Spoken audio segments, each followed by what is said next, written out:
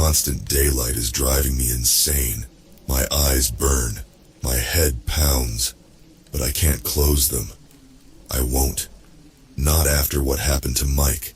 It's been 30 days since we entered Eklutna Lake State Park in Alaska. What started as a week-long camping trip turned into a nightmare I can't wake up from. The sun blazes overhead, never dipping below the horizon. Time has lost all meaning. I'm Tom, I'm 32, and I might die here. It wasn't supposed to be like this. Mike and I had been planning this trip for months. We'd both been through nasty divorces and needed to get away. Clear our heads. Be men in the wilderness. All that bullshit. We arrived at the park on June 1st. It was a beautiful day. The sun shone brightly over the crystal-clear lake, surrounded by towering pine trees and snow-capped mountains. We set up camp near the shore, cracked open a couple beers, and watched the sunset around 11 p.m. That was the last time I saw darkness. The next morning we woke up to bright sunlight streaming through our tent. No big deal. It was Alaska in summer after all. We knew about the midnight sun. We spent the day hiking, fishing, and exploring. As night approached, we waited for the sun to set. It never did. Must be some crazy summer solstice thing, Mike said, shrugging it off. I wasn't so sure. An uneasy feeling settled in my gut. Something felt wrong. But I pushed the thoughts away and tried to sleep. Big mistake. I woke up to Mike's screams. He was thrashing in his sleeping bag, clawing at his face. Blood streamed from his eyes, which had swollen to the size of golf balls. "It burns!" he shrieked. "Make it stop!" I tried to hold him down to calm him, but he was too strong. He broke free and ran out of the tent, still screaming. I chased after him, calling his name, but as soon as he stepped into the relentless sunlight, he changed. His skin began to bubble and melt like candle wax. The flesh sloughed off his bones in wet chunks. He turned to me, his face a horrific mask of agony, and reached out a hand. Then he burst into flames. I watched in horror as my best friend burned alive in front of me.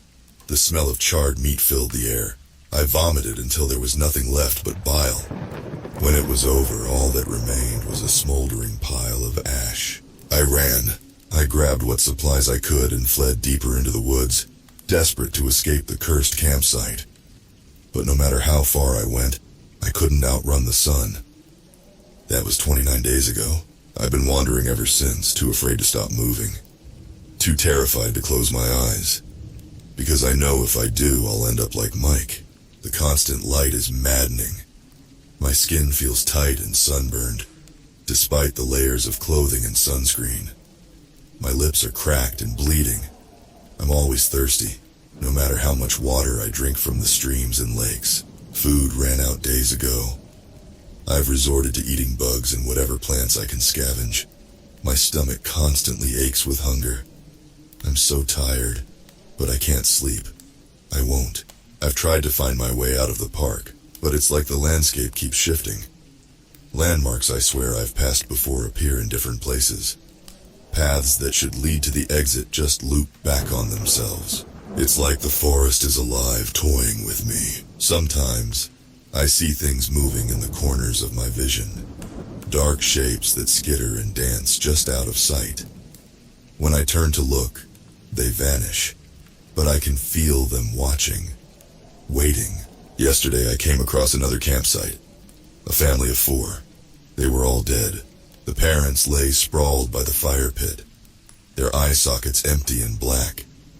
Dried blood caked their cheeks like macabre tears. Their skin was a sickly gray, desiccated by the endless sun. The children, God, the children, they were huddled together in the tent. Or what was left of them. Their small bodies had melted into a grotesque pile of flesh and bone. Tiny hands reached out, frozen in a final plea for help that never came. I threw up again. Harsh, racking sobs tore from my throat. This can't be real. It can't be. But it is. I've tried everything to escape. I've climbed to the highest peaks, searching for a way out. I've followed rivers, hoping they'd lead to civilization. I've screamed for help until my voice gave out. Nothing works. The sun mocks me, hanging forever at high noon. The shadows it casts seem wrong somehow. Too long. Too dark. Sometimes I swear I see them move. My mind is fraying at the edges.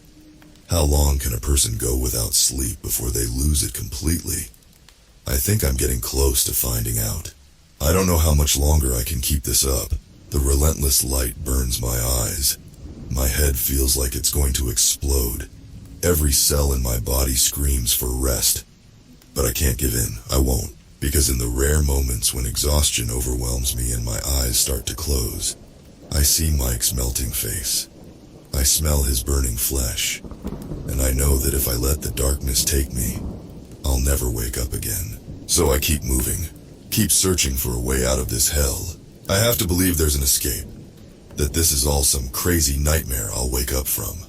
But deep down, I know the truth. The sun never sets in Eklutna Lake State Park, and neither will I. I think I'm going crazy. The constant light is playing tricks on my mind. Or maybe it's the lack of sleep. Either way, I'm seeing things. Hearing things. Feeling things that can't be real. It started small. Whispers in the wind that sounded like my name. Shadows that seemed to follow me, always just out of sight. But now the woods are alive. The trees, they're not right. Their bark writhes and pulses like skin stretched over muscle. Sometimes I swear I see faces in the knots and whirls, twisted in silent screams. Yesterday, I saw one move. Not just sway in the wind, but actually uproot itself and take a step.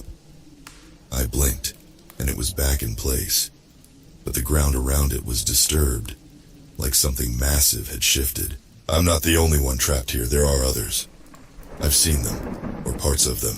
3 days ago, I found a severed arm hanging from a branch. It was fresh, blood still dripping from the ragged stump. The fingers twitched as I approached, reaching for me. I ran.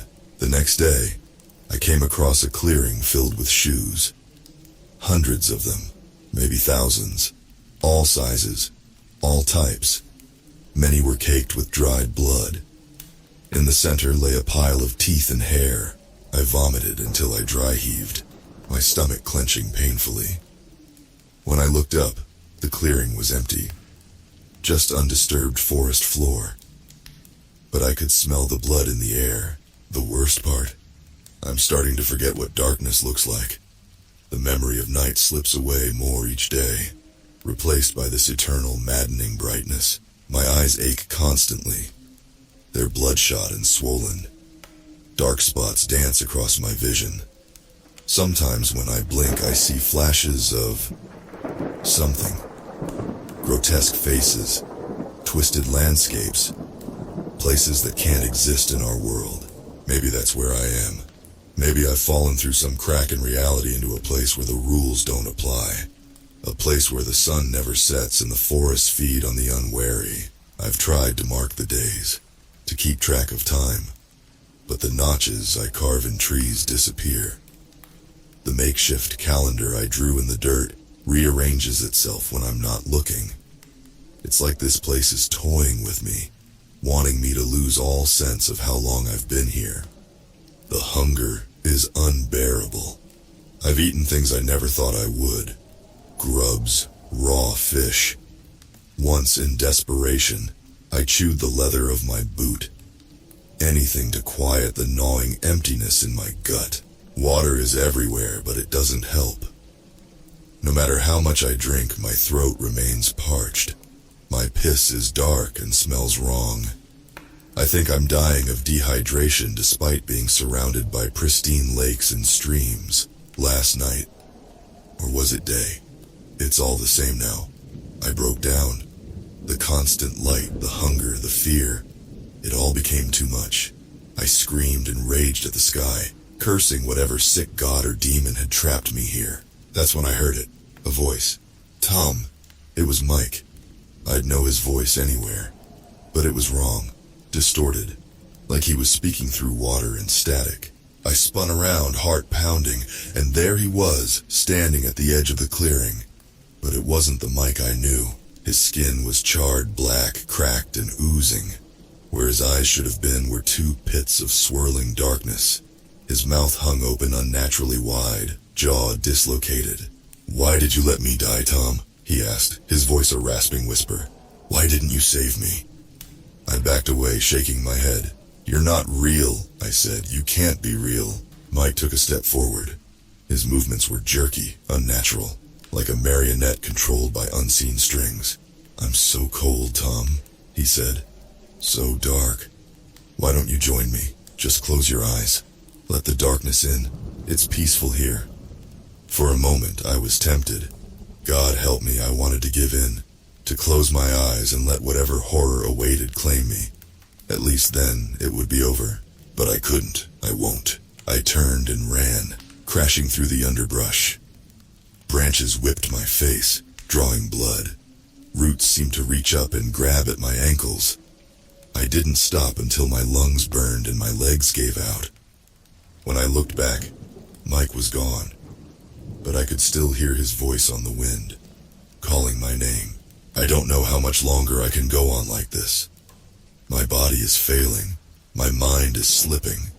The lines between reality and nightmare blur more each day.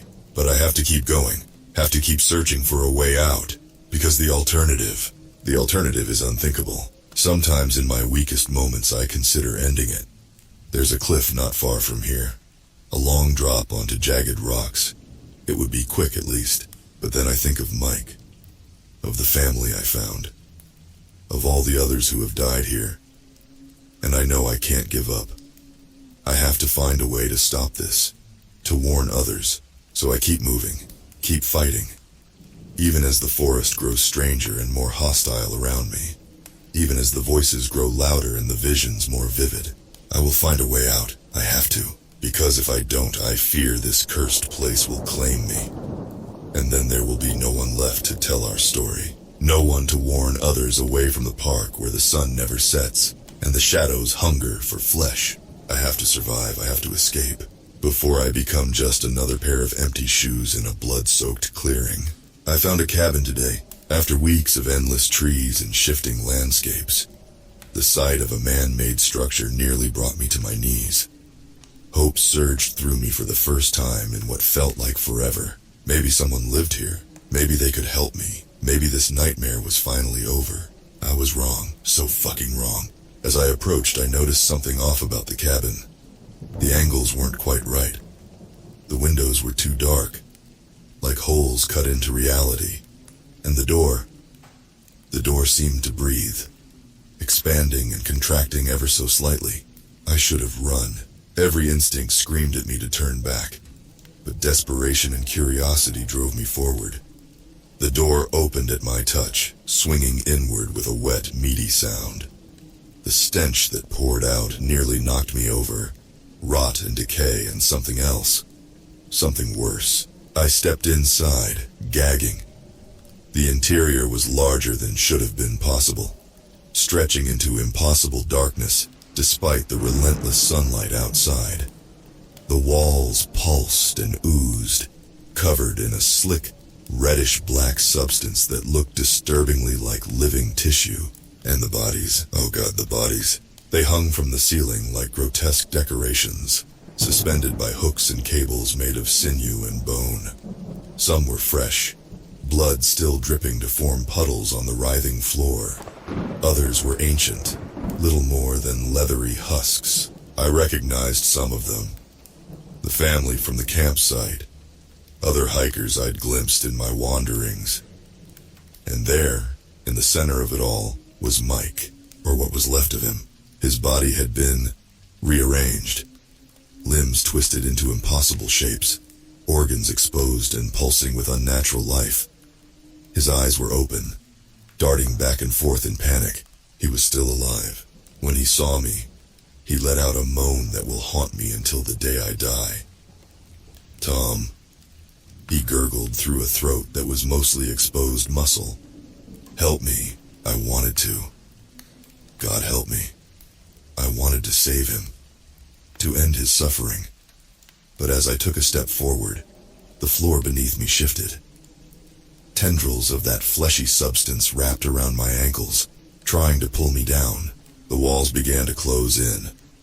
The hanging bodies swayed towards me, reaching with twisted limbs. And from somewhere deep in the bowels of that impossible cabin, I heard something massive stirring. I ran. Tearing free of the grasping tendrils, I bolted for the door. It tried to close to trap me inside, but I threw myself through the narrowing gap. I hit the ground outside hard, the breath knocked from my lungs. When I looked back, the cabin was gone. Just trees and empty forest where it had stood. But the image of Mike, twisted and mutilated yet somehow alive, was burned into my brain. I ran until my legs gave out, collapsing in a small clearing. As I lay there, gasping for breath, I noticed something different. A change in the air, in the light. The sun was setting. For the first time in 30 days, the relentless brightness was fading. Shadows lengthened around me as the sky turned a brilliant orange. I wanted to weep with joy, but as twilight deepened, I realized my mistake. This wasn't salvation. It was something much, much worse. The shadows didn't just grow. They moved, flowed like liquid darkness across the forest floor. And in their depths, I saw things.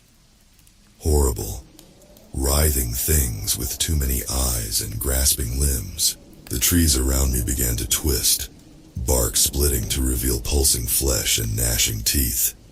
The ground softened, becoming a quagmire that tried to suck me down, and the air filled with whispers. Thousands of voices begging, screaming, laughing. I scrambled to my feet, heart pounding. This was wrong, all wrong. Somehow, I knew that if true night fell, there would be no dawn, no escape.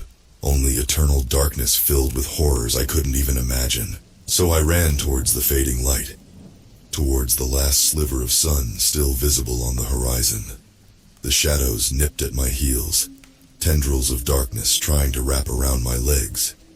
The whispers grew louder, more insistent. "Stay with us, Tom.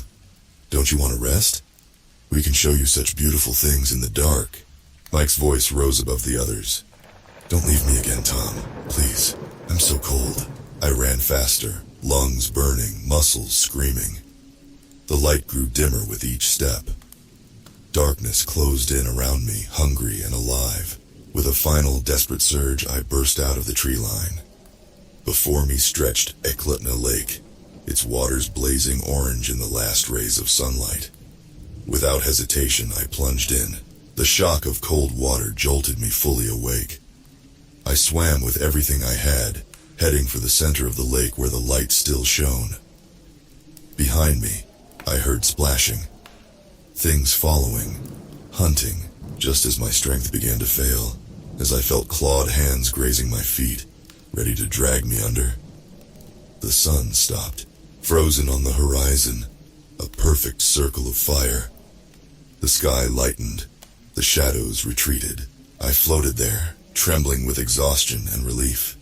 But as I turned back to shore, my blood ran cold. The forest was gone. In its place stood an endless expanse of that fleshy, pulsing substance I'd seen in the cabin. Vast tentacles writhed along the shoreline, and rising from the mass were structures. Towers of bone and sinew that stretched impossibly high. This wasn't a forest. It was never just a forest. It was alive. All of it. One vast hungry organism that had been toying with me, feeding on my fear. And now that I'd seen its true form, the game was changing. As I watched, horrified, a massive eye opened in the nearest tower. It focused on me, and I felt the weight of an alien intelligence pressing against my mind. I could stay in the lake, but for how long? Eventually I'd tire, or it would find a way to reach me. So now I float here, caught between the horrors on shore and the depths below. The sun blazes overhead, never moving. My body aches, my mind frays, and I wonder, is this hell? Did I die out here without realizing it? Or is this something worse? something beyond death. I don't know how much longer I can hold on, but I have to, because the alternative is out there, waiting, hungry, and the sun won't protect me forever. I don't know how long I've been in this lake. Time has lost all meaning. The sun hangs motionless in the sky, a mocking eye that never blinks, never sets. My skin is wrinkled and pale, my lips blue from the cold. I should have died from hypothermia or exhaustion long ago, but I haven't. I can't. This place won't let me. The thing on the shore watches, waits. Its massive eye never leaves me, and I feel its hunger like a physical weight. Sometimes tentacles stretch out over the water, testing, probing. They always stop just short of reaching me, like it's playing a game. I've tried to sleep, to let myself sink beneath the waves, but every time I close my eyes, I see things, impossible geometries, vast alien landscapes, creatures that defy description, and always that hungry eye watching me. So I stay awake, I float, I wait, but I'm not alone out here. 3 days ago, or was it weeks, months, I saw something move beneath the surface. At first I thought it was a fish. Then I saw the face. It was a woman, young, maybe early 20s. Her skin was pale green, her hair a tangle of weeds. She smiled at me, revealing rows of needle-sharp teeth. "Join us, Tom," she gurgled, her voice bubbling up through the water. "It's peaceful down here. No more sun, no more fear." I screamed and thrashed away, but everywhere I turned, there were more of them.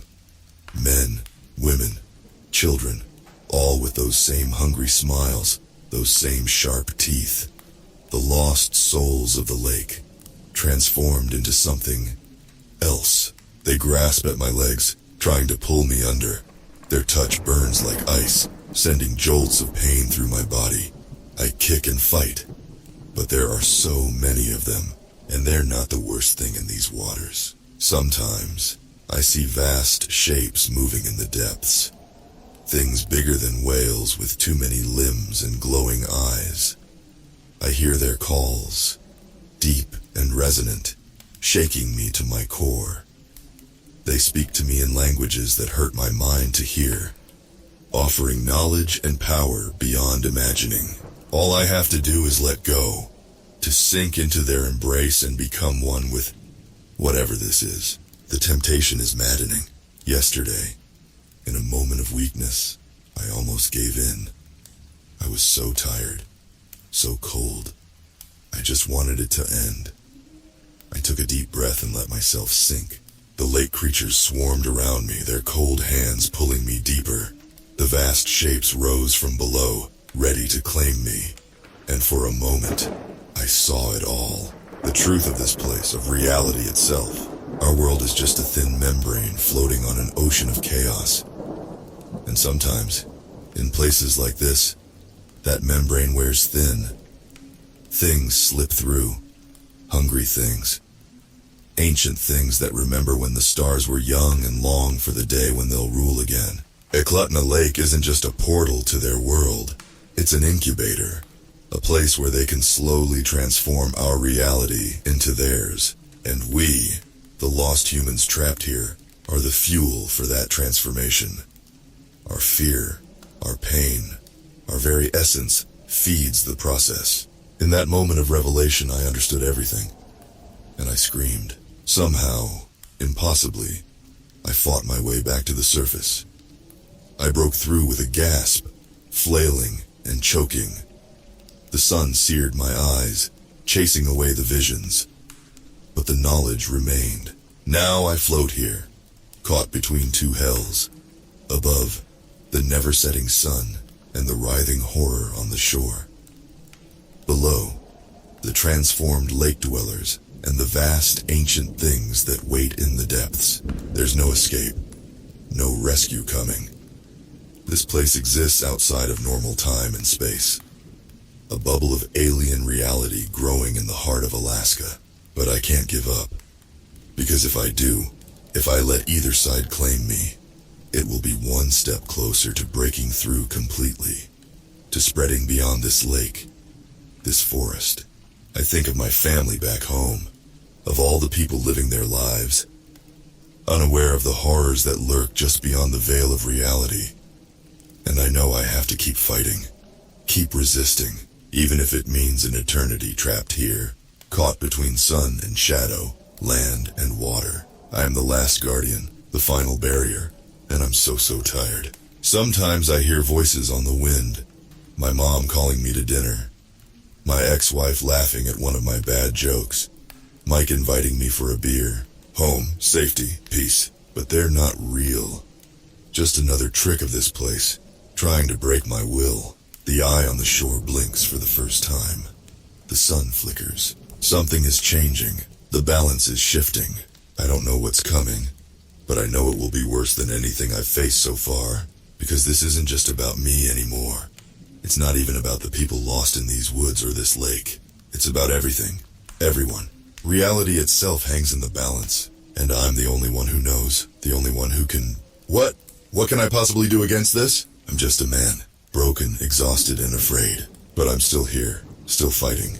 So I'll keep floating, keep watching, keep resisting, because the moment I give up, the moment I let go, that's when the real horror begins. For everyone, the change came suddenly. One moment, I was floating in that hellish limbo between the horrors on shore and the terrors beneath the waves. The next, everything shifted. The sun, that eternal mocking eye, blinked, and in that instant of darkness the world transformed. I found myself standing on solid ground, but not the writhing fleshy mass that had replaced the forest. This was different, alien, impossible. The landscape around me defied description. Twisted spires of crystalline material that hurt my eyes to look at directly. Pools of liquid that flowed upward, defying gravity. The sky above was a kaleidoscope of colors that had no names in any human language. And everywhere, eyes, watching, hungry. I realized with a jolt of terror that I was no longer in Eklutna Lake, no longer in Alaska, maybe no longer on Earth at all. This was its world, the true form of the entity that had been toying with me, and it had finally decided to bring me home. As I stood there, paralyzed with fear, I felt a presence behind me. I turned, slowly, dreading what I might see. It was Mike. But not the twisted, mutilated version I'd seen in the cabin. This Mike was whole, healthy. He smiled at me, and for a moment, I felt a surge of hope. "Hey, buddy," he said, his voice achingly familiar. "Long time no see." I wanted to run to him, to hug him and apologize for leaving him behind. But something held me back. A nagging sense of wrongness. "You're not real," I said, my voice hoarse from disuse. "You can't be." Mike's smile widened, stretching too far. His teeth grew sharp. His eyes began to glow with an inner light that was anything but human. "Oh, I'm real, Tom," he said, his voice distorting, becoming a chorus of whispers. "More real than you can possibly imagine." He took a step toward me, his form rippling and changing. One moment he was Mike, the next he was the young woman from the lake, then my ex-wife, then something else. Something with too many limbs and eyes and mouths. "We've been waiting for you." The thing that wasn't Mike said, "You've proven yourself worthy, strong, resilient." I backed away, but there was nowhere to run. The landscape itself seemed to curve around us, trapping me in an arena with this shape-shifting horror. "What do you want from me?" I asked, though I feared I already knew the answer. The creature laughed, a sound like breaking glass and screaming winds. "We want you to join us, Tom. To become part of something greater than yourself. Greater than humanity. Greater than reality itself." As it spoke, the world around us pulsed and shifted. I saw visions of power beyond imagining, of reshaping reality on a whim, of transcending the limitations of flesh and mind to become something more. For a moment I was tempted, God help me, I was tempted. But then I thought of home, of the world I'd left behind, of all the people living their lives, unaware of the horrors lurking just beyond the veil of reality. And I knew I couldn't give in. "No," I said, surprised by the strength in my voice. "I won't join you. I won't help you destroy my world." The creature's form solidified, becoming something vaguely humanoid but wrong in ways I couldn't quite define. Its eyes, countless and swirling with otherworldly colors, fixed on me. "You don't have a choice, Tom," it said. "You're already part of us. Have been, since the moment you entered our domain. The only question is whether you embrace it or fight it." As if to prove its point, I felt a strange sensation in my hand. I looked down and watched in horror as my flesh began to ripple and change. My fingers elongated, sprouting new joints. My skin took on a shimmering, iridescent quality. I screamed and fell to my knees. The transformation spread up my arm across my chest. I could feel my insides rearranging, becoming something alien and wrong. "Stop!" I yelled, though I don't know who I was begging. The creature? Some higher power? Myself? To my surprise, the transformation halted. I knelt there, gasping, half human and half something else. The creature cocked its head, curiosity radiating from its many eyes. "Interesting," it said. "You shouldn't be able to do that. Unless..." It paused, and I felt the weight of its attention like a physical force. "Oh, this is delightful," it continued, its voice filled with a terrible glee. "You don't even realize what you are, do you?" Before I could ask what it meant, the world around us shuddered. The crystalline spires cracked. The upward flowing pools splashed back down to the ground. And in the distance, I heard something that sounded impossibly like a horn. The creature's form flickered, its confidence replaced by something that looked almost like fear. "No," it hissed. "Not now. Not when we're so close." It turned its attention back to me, its many eyes narrowing. "This isn't over, Tom," it said. "You can't escape us. You're part of this now, whether you like it or not." The world began to dissolve around us, reality fraying at the edges. The creature reached for me with limbs that bent in impossible ways. But before it could grab me, everything went white. I blinked, disoriented. I was back in the lake, floating on my back. The sun still hung motionless in the sky. The horror on the shore still watched with its massive eye. But something had changed. I could feel it in the air, in the water. A tension, like the moment before a storm breaks. I looked down at my hand, the one that had begun to transform. It was normal now, human. But as I watched, I saw a faint shimmer just beneath the skin. A reminder that whatever had happened in that other place, it had left its mark on me. And I realized the creature was right. This wasn't over. It was just beginning. Because now I knew the truth. About the entity. About this place. About myself. I'm not just a victim anymore. I'm not even sure I'm fully human. But whatever I am, whatever I'm becoming, I know one thing for certain. I'm the only thing standing between that horror and the rest of the world. And somehow, someway, I have to find a way to stop it. Before it's too late for everyone. The horn I heard in that other place. It's still ringing in my ears. A call to arms, maybe. Or a warning. Either way, it changed something. Woke something up. In me. At first, I didn't notice. I was too focused on staying afloat. On watching the writhing horror on the shore. But then I felt it. A tingling in my fingertips. A warmth spreading through my body despite the lake's icy chill. I looked down at my hands and nearly drowned in shock. My skin was changing, shifting. One moment it was normal. The next it shimmered with patterns that hurt my eyes to look at directly. Like fractals made of light and shadow. And I could feel everything. The currents in the water, the thoughts of the lake creatures circling below, the hunger of the vast entity watching from the shore. It was overwhelming, maddening. I screamed, but no sound came out. just ripples in the water that seemed to echo across reality itself. That's when I heard the voice, not with my ears but in my mind. Clear as a bell and somehow familiar, though I knew I'd never heard it before. "Focus, Tom," it said. "You can control it. You have to." I didn't know who or what was speaking to me, but I latched onto that voice like a lifeline. I closed my eyes, took a deep breath, and tried to calm the storm raging inside me. Slowly, impossibly, it worked. The sensations faded to a manageable level. The shifting patterns on my skin stabilized. When I opened my eyes, I saw the world differently. Everything was connected. Threads of energy, of reality itself, wove through the air, the water, even the monstrous flesh forest on the shore.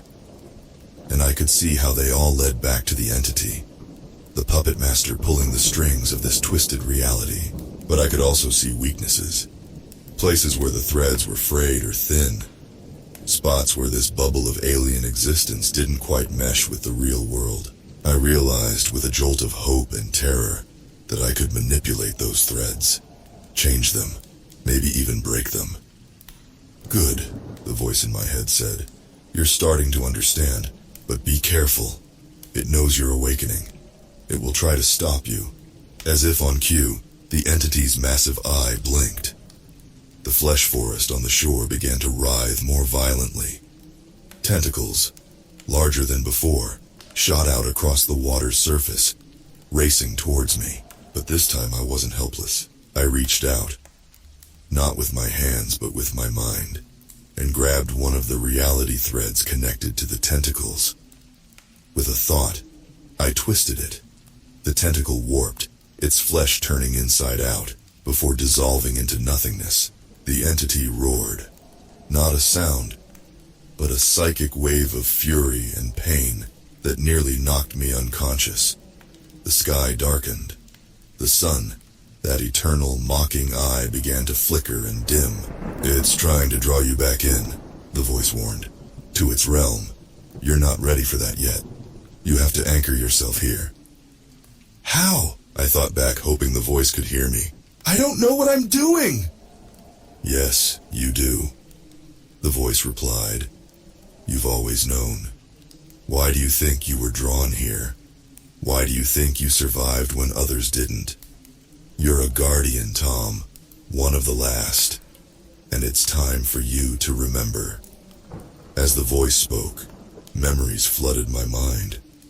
Not my memories, at least not from this life, but they felt right, like pieces of a puzzle finally falling into place. I saw other guardians throughout history fighting back the darkness, sealing rifts in reality, protecting humanity from horrors they could never comprehend. And I saw myself, in other times, other places, doing the same. This wasn't my first battle, just the first I remembered. The knowledge settled into me, becoming part of who I am, who I've always been. And with it came power, real power. I rose from the water, hovering above the surface. The lake creatures below shrieked and dove deep, fleeing from the light emanating from my body. The tentacles racing towards me withered and died. For the first time since I entered this hellish place, I felt hope. Real, tangible hope. But the entity wasn't done, not by a long shot. The flesh forest began to tear itself apart, reforming into a massive, grotesque body. Limbs the size of redwoods, a mouth that could swallow cities, and eyes. Thousands of eyes, all fixed on me with a hatred that transcended human understanding. It rose from the shore, a mountain of twisted flesh and cosmic horror, given form. Each step it took towards the lake sent shockwaves through reality. This was it, the final confrontation. Everything I'd been through, everything I'd remembered, had led to this moment. I hovered there, a tiny speck of light against an ocean of darkness. David facing a Goliath from beyond the stars. "You cannot win," the entity's voice boomed in my mind, shaking me to my core. "You are nothing, a mote of dust against the infinite. We have devoured worlds, consumed realities. What hope do you have?" I wanted to run, to hide. Every human instinct screamed at me to flee in the face of such overwhelming horror. But the guardian in me, the part that had fought this battle countless times before, stood firm. "I have hope," I said, my voice carrying a power I'd never felt before.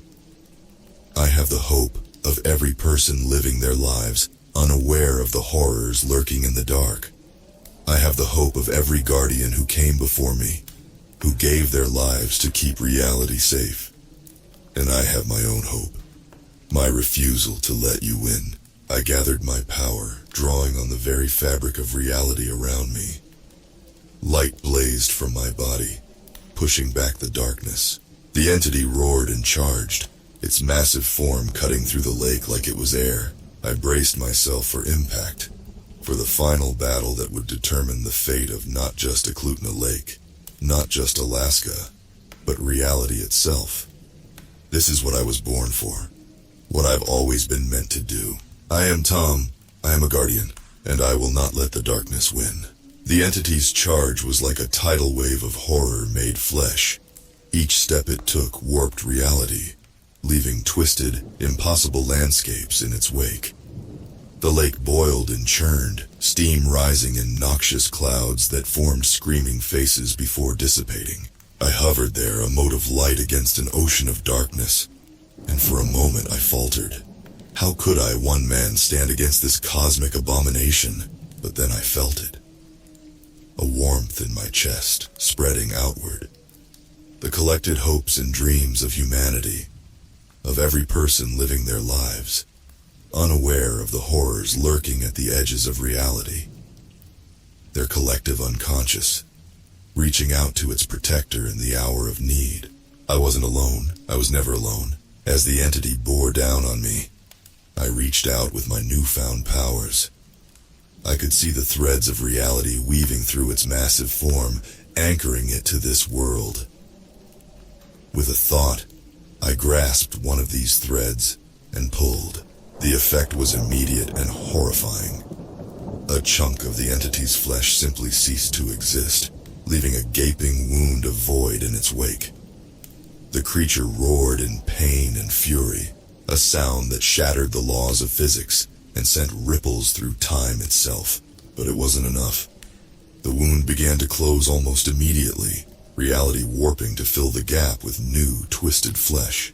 The entity lashed out, a limb the size of a skyscraper swinging towards me. I dodged, but not fast enough. The blow caught me and sent me tumbling through the air. Pain exploded through my body, and for a moment I thought I was finished. Then I heard the voice again, clearer than ever. "Remember who you are, Tom. Remember what you fight for." Images flashed through my mind. My family, my friends, Mike before all this happened, and beyond them, faces I'd never seen but somehow knew. Other guardians throughout history, lending me their strength. I stabilized myself in the air, my body glowing brighter than ever. The pain faded, replaced by a burning determination. "You want to know what I fight for?" I shouted at the entity. "I fight for them, for everyone, for reality itself, and I will not lose." With each word, I unleashed a blast of pure energy, targeting the weak points I could see in the entity's form. Each hit landed with the force of a supernova, tearing holes in the creature's flesh and the fabric of reality itself. The entity screamed, a sound of rage and fear? Yes, fear. For the first time, it knew what it was like to face something it couldn't simply devour or corrupt. But it wasn't done yet. Far from it. The holes I'd torn in its flesh began to pull everything around them inward. I realized with horror that the entity was creating miniature black holes, trying to tear apart the very reality I was fighting to protect. The sky cracked like glass. The sun flickered and died. The lake below us froze and shattered in the same instant. We were no longer fighting in Eklutna Lake or anywhere on Earth. This was a battle for the very fabric of existence. I could feel reality unraveling around us. If this continued, there would be nothing left to save. That's when I understood what I had to do. I dove straight towards the entity's core, where I could see all the threads of reality converging. The creature's flesh parted around me, trying to ensnare and corrupt me. I felt my body changing, twisting into impossible shapes. The pain was beyond anything I could have imagined, but I didn't stop, couldn't stop. I reached the core, a swirling vortex of energy that contained the essence of the entity, the source of its power, and its connection to our reality. "This ends now," I said, my voice echoing across dimensions. I poured everything I had into one final attack. Every scrap of power, every memory, every bit of hope and determination. I felt myself coming apart, my very essence unraveling, but I didn't let go. As I disintegrated, I wrapped myself around the entity's core like a net, a human barrier between it and the reality it sought to devour. The entity thrashed and roared, trying to dislodge me, but it was too late. I had it trapped, and I was taking it with me. Reality warped and twisted around us. I caught glimpses of other worlds, other dimensions, heard the voices of countless beings crying out in fear and hope, and then silence. A perfect, absolute silence, followed by a sound like the universe itself taking a breath, and then light. Blinding, purifying light that washed away the darkness and horror. I felt myself falling, tumbling through space and time. My body reformed, human once again. The memories of my past lives, of my role as a guardian, faded to a dim echo in the back of my mind. I hit water, cold and shockingly normal. My eyes flew open. I was in Eklutna Lake. The real Eklutna Lake. Trees surrounded the shore, green and alive. The sun hung in the sky, but it was setting, painting the world in beautiful shades of orange and red. I swam to shore, my body aching but blessedly human. As I dragged myself onto the beach, I saw something that made me laugh with relief and disbelief. Mike. The real Mike. He was running towards me, concern etched on his face. "Tom!" he shouted. "Where the hell have you been? You've been missing for hours. I was about to call search and rescue." Hours, not days. Not an eternity trapped in a nightmare realm, just hours. I wanted to tell him everything. About the horrors I'd seen, the battles I'd fought, the truth about reality and my role as a guardian. But as I opened my mouth, I realized the words wouldn't come. The memories were already fading, slipping away like a dream upon waking. All I knew was that I'd faced something terrible, that I'd fought, and somehow against all odds I'd won. I got lost, I said, the understatement of the century. But I'm back now. Everything's okay. And as I said it, I realized it was true. The entity was gone. The rift it had created, sealed. Reality was safe, at least for now. As Mike helped me to my feet, I caught a glimpse of something in the lake. Just for a moment I saw my reflection, and in my eyes, I saw a flicker of otherworldly light, a reminder of what I'd been, what I might be again, if I'm ever needed. But for now I was just Tom, a man who'd been lost in the woods and found his way home. As we walked back to the campsite, I looked up at the setting sun. For the first time in what felt like an eternity, true night was coming. And I wasn't afraid, because I knew that no matter how dark it got, there would always be light, always be hope. And somewhere out there, guardians like me, watching, waiting, ready to fight back the darkness when it threatens to overwhelm us. The world is stranger and more dangerous than most people know, but it's also more wonderful and full of magic than they could ever imagine. And it's worth fighting for, always.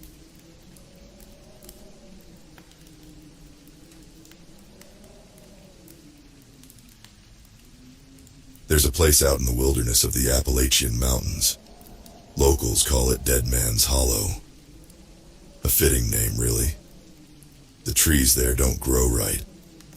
They twist and bend like they're caught mid-scream, trunks gnarled and dark. The air, too, has a weight to it, heavy, oppressive, like it's thick with secrets. I wish to God I hadn't gone back there. You see, I grew up around these parts. Small town life, surrounded by dense forests and winding dirt roads. The kind of place where everybody knows each other, and everybody has heard the stories. The elders always said the woods were alive. Not in the poetic nature is beautiful kind of way. No, in the way that makes your skin crawl. The trees whisper at night, they'd say. They're planning something. As kids, we laughed it off. Campfire tales to scare the weak-hearted. But something in me always felt wrong about those woods. The way the shadows would stretch long before sunset. The way the wind would die the moment you stepped too deep. And the silence. It wasn't peaceful. It was waiting.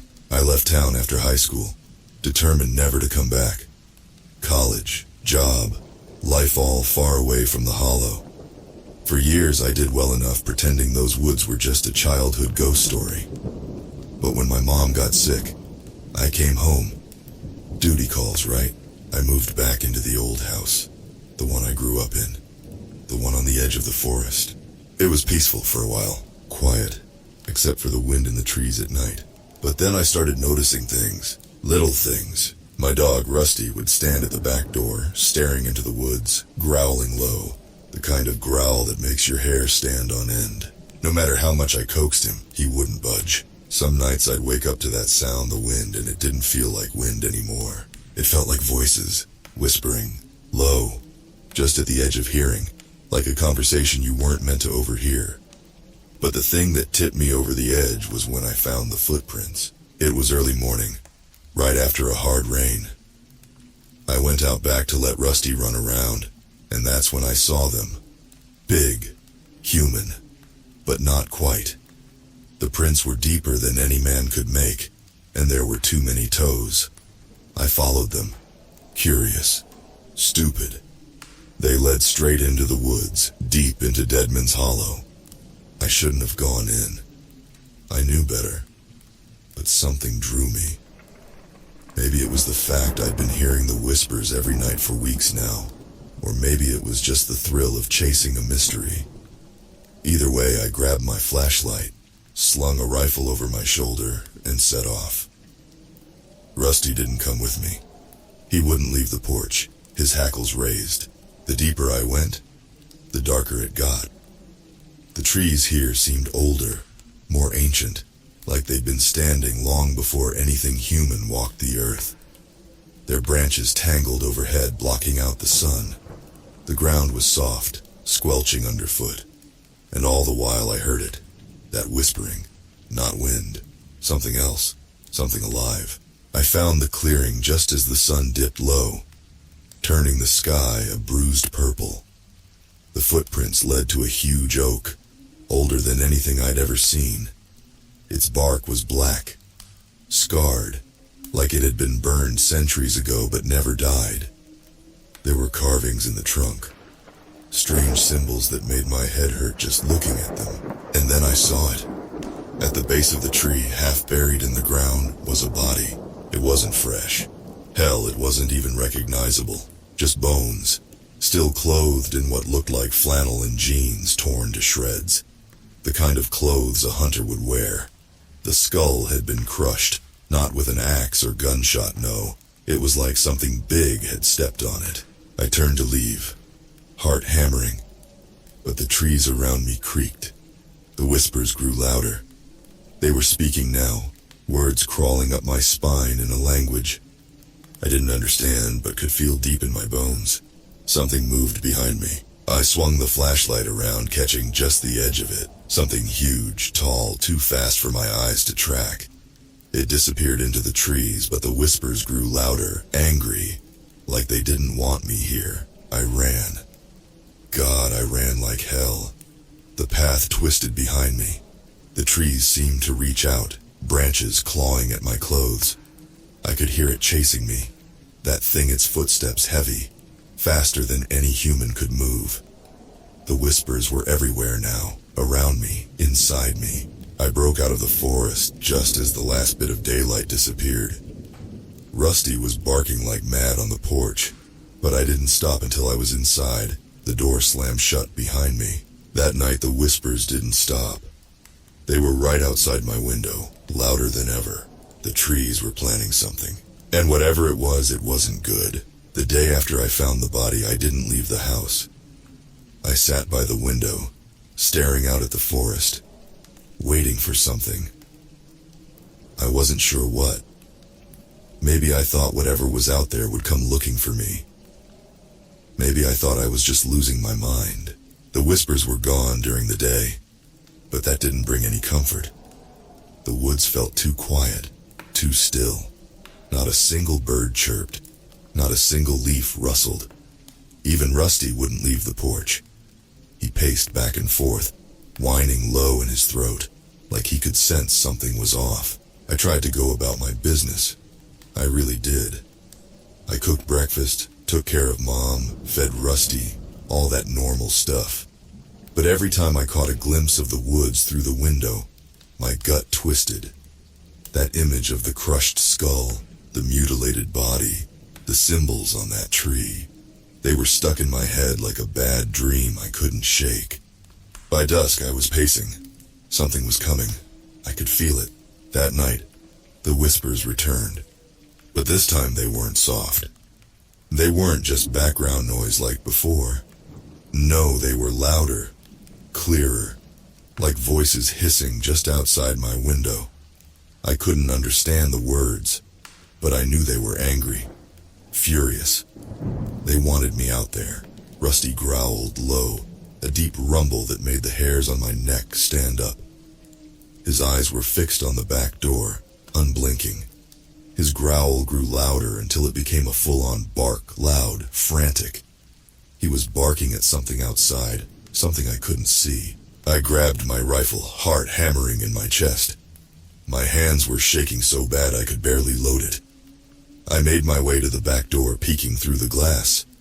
The trees stood still, shadows cast long across the yard, but I knew better than to trust my eyes. Then I heard it, footsteps. They weren't human. Too heavy, too deliberate.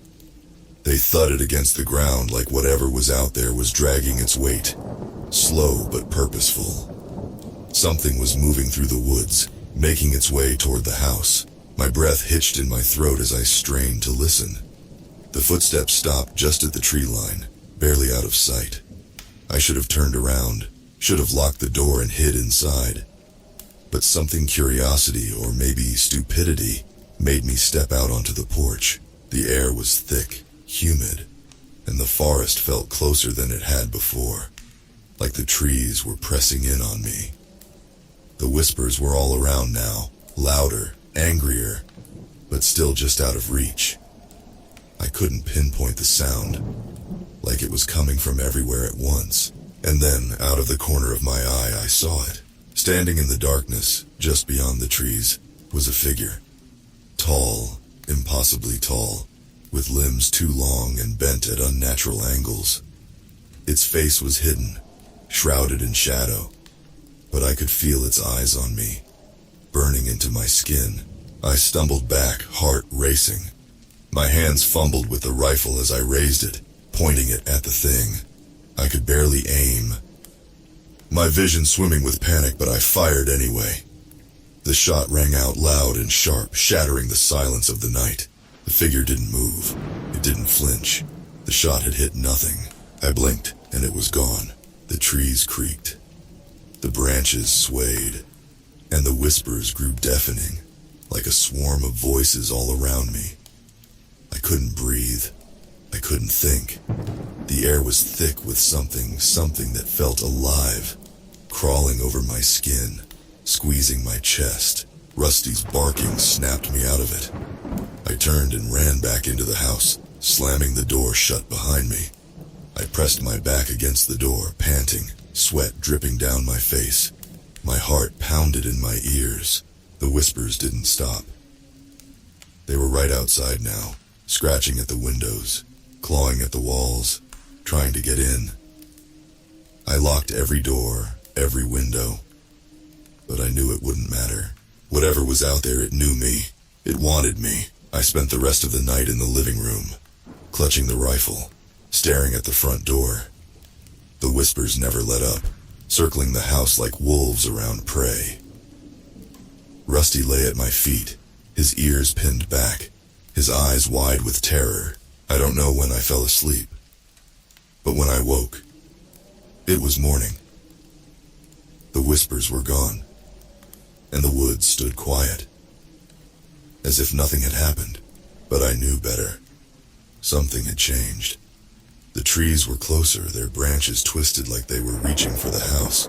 I couldn't stay here, not anymore. I packed a bag, grabbed my rifle, and got Mom in the car. I didn't know where we were going, but we had to get out of town. Rusty jumped into the back seat without hesitation. His eyes were still wide, his body tense. He knew, just like I did, that something wasn't right. We drove for hours, winding through the mountains, the trees crowding the road like they were watching us leave. The whole time I could still hear it, that faint whisper in the back of my mind. Like the forest hadn't let me go. Not completely. We reached the next town by afternoon. It was small, like most places out here. I found a cheap motel, checked in, and tried to clear my head. I told myself it was over. The forest couldn't follow me here, but as night fell and the wind picked up, I realized something. The trees were everywhere, and so were the whispers. I didn't sleep that night either. How could I? Every time I closed my eyes, I could hear them, the whispers. Faint, but there. The motel room was stale, smelling like cigarettes and mold. The thin walls did nothing to block out the creaking of the wind or the sound of cars passing on the highway. But it was the trees. That was all I could focus on. I sat on the edge of the bed staring out the window at the motel parking lot.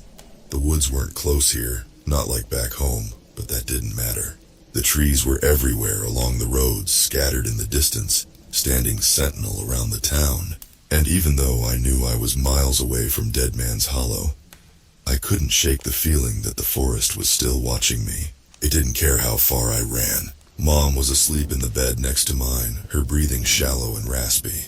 She'd been getting worse, her sickness taking a faster toll, but I didn't want to think about that. I couldn't, not with everything else gnawing at my mind. Rusty was curled up at the foot of the bed, his eyes wide open, staring at the door like he expected something to come crashing through it at any moment. I stood up, pacing the room.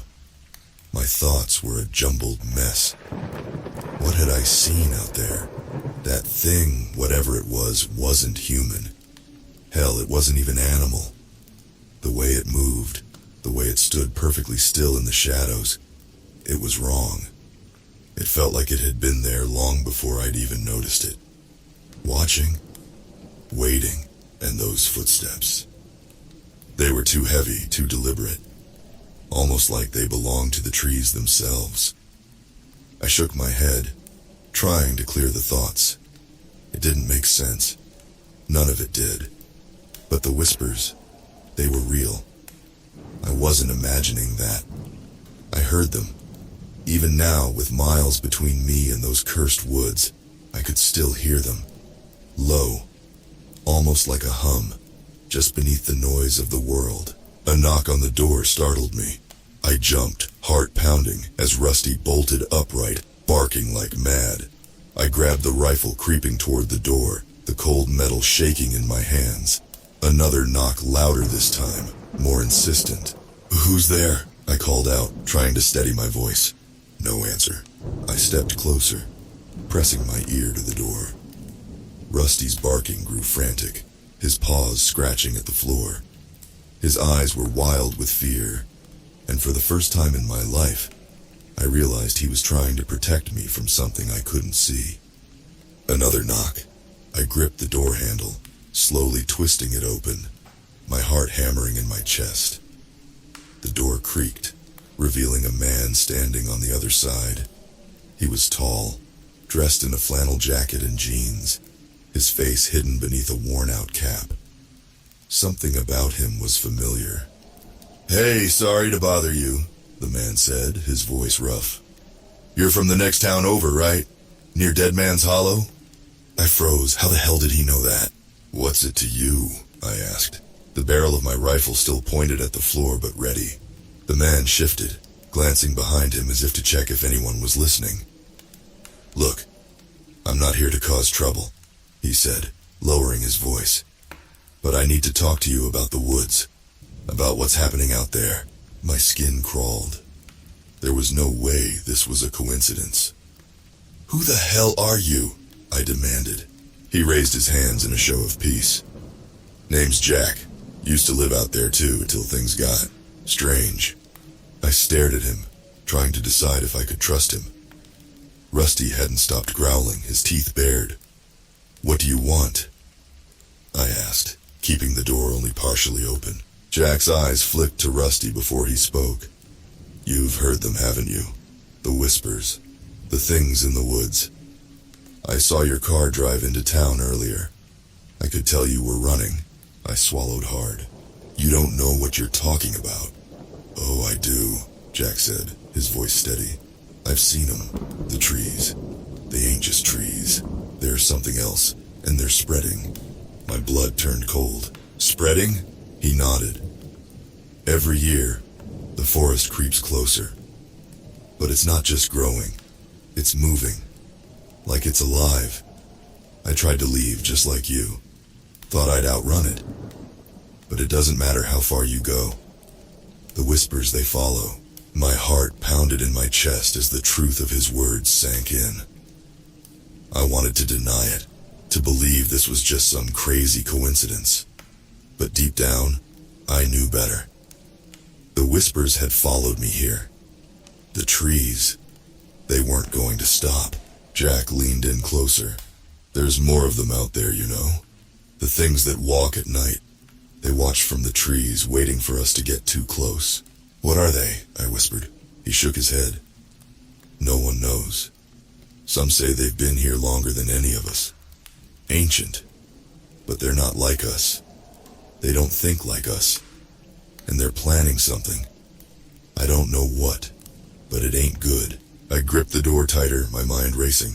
How do we stop it? Jack's face darkened. You can't. The weight of his words hit me like a punch to the gut.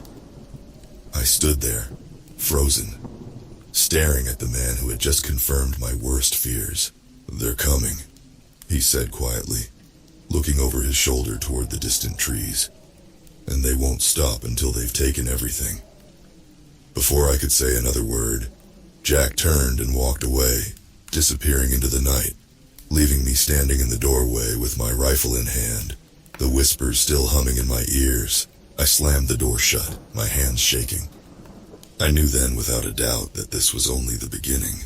I couldn't get Jack's words out of my head. The trees, they're spreading, and they won't stop. The whispers seemed louder now, closer, as if the trees were pressing in from every direction. The motel room felt like a prison. I knew we couldn't stay here. But where the hell could we go? The only thing I was certain of was that we had to move fast. The whispers had found me here, and whatever was out there, they wouldn't stop until they had me. Rusty was pacing, his tail tucked between his legs, whimpering like he could feel it too. Mom was still asleep, but she wouldn't be much longer. The sickness had been wearing her down for months, and the stress wasn't helping. I had to be strong for her, even though every part of me wanted to scream. I threw some clothes in a bag, grabbed the rifle, and tried to steady my breathing. The motel's parking lot was empty except for our car and a beat-up truck parked at the far end, barely visible under the flickering streetlight. I looked out at the trees surrounding the edge of town. They felt closer, darker, like they were watching me. The wind picked up, rustling the branches, and the whispers rose again. It felt like they were just out of sight, hiding in the shadows, waiting. I shook Mom awake gently. We have to go, Ma. It's not safe here. She groaned, her voice weak. Where are we going, hun? You've been acting so strange lately. We're leaving town, I said, trying to sound calm, but my voice cracked. Just trust me, okay? It's dangerous here. She looked at me for a long moment, her eyes searching my face. She could see the fear, I knew it. But she didn't ask any more questions. That's the thing about being a caretaker. You don't get the luxury of losing it, not even when you're drowning. So I kept it together. Barely. I loaded her into the passenger seat and Rusty into the back. As I started the car, the whispers surged, almost drowning out the engine's rumble. I gunned it, pulling out onto the highway, and we drove in silence for what felt like hours. The further we drove, the worse it got. The trees lining the road seemed to be closing in, their branches hanging low like skeletal arms, reaching. I kept my eyes on the road, but I couldn't help glancing into the woods, half expecting to see something lurking between the trees. I wasn't disappointed. They were there. I saw movement.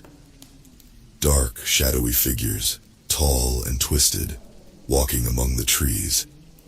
Sometimes they'd be right by the road, just out of the corner of my eye. Other times, they'd be deeper in the forest, keeping pace with the car.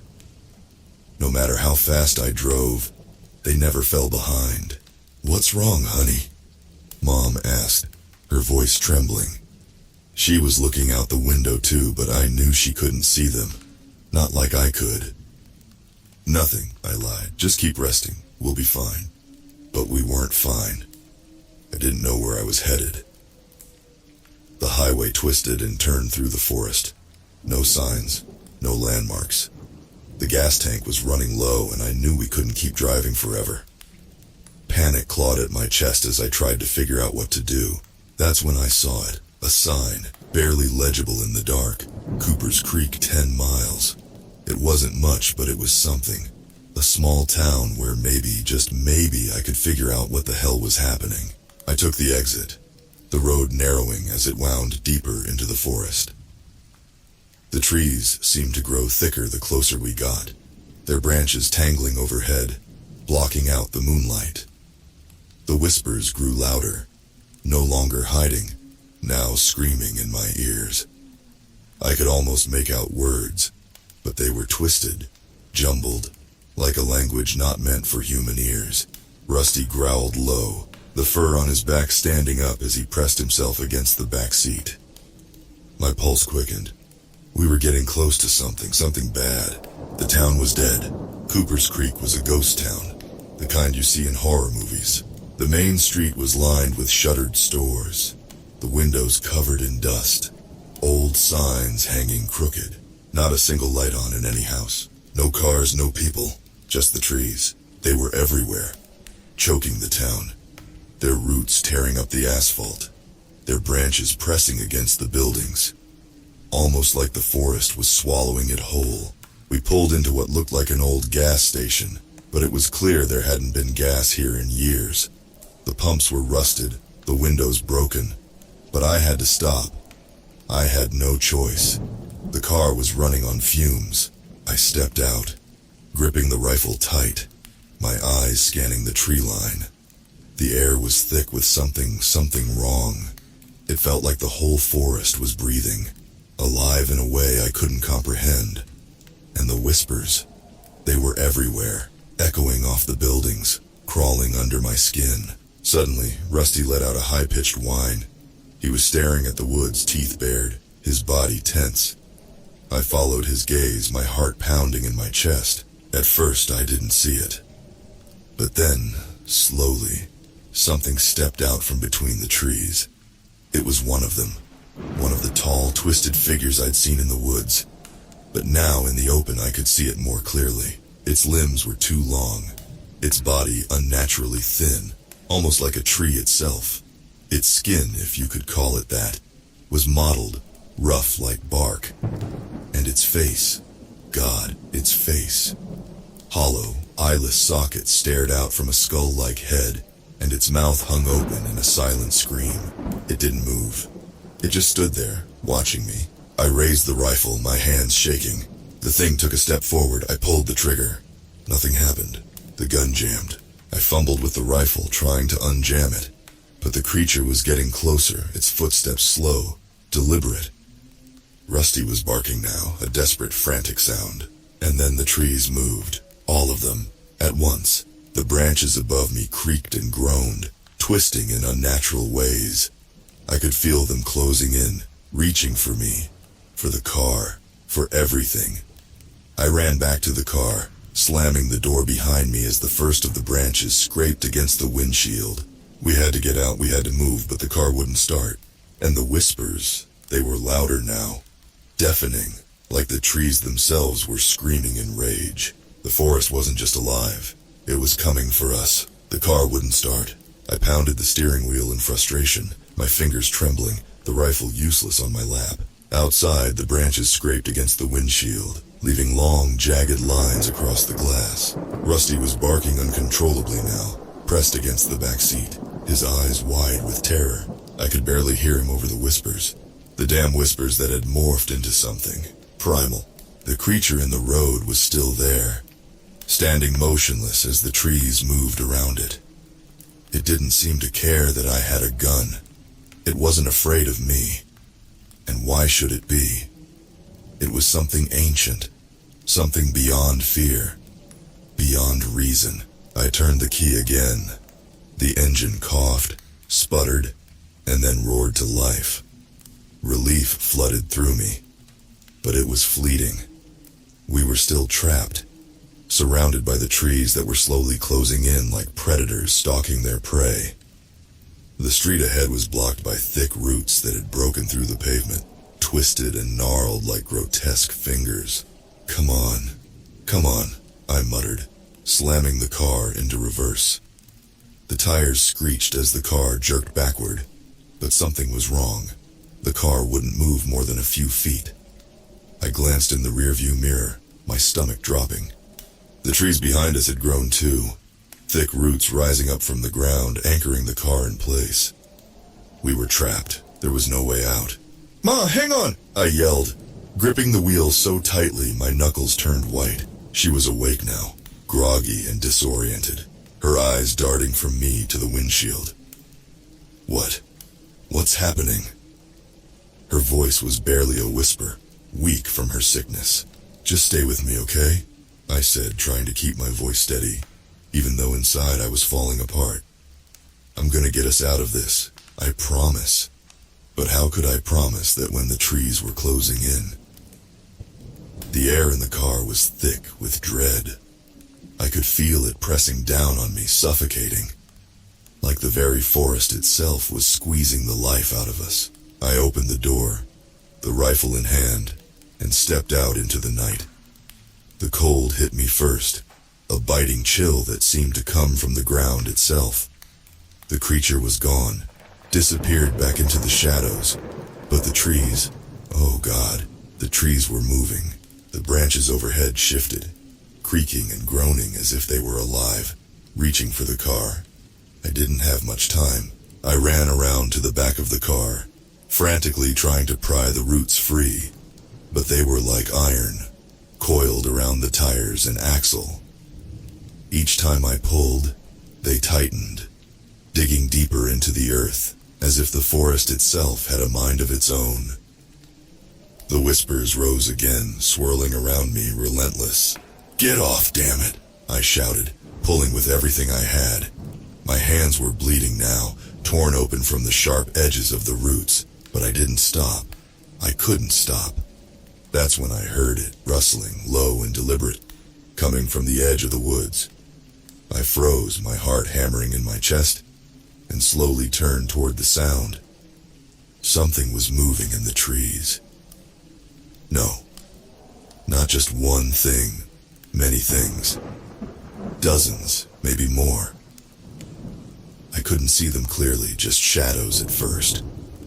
But as they moved closer, I realized they weren't shadows at all. They were people. No, not people things that used to be people. Their faces were twisted, their bodies contorted in ways that shouldn't have been possible. Some had bark growing from their skin. Others had roots snaking out of their mouths and eyes.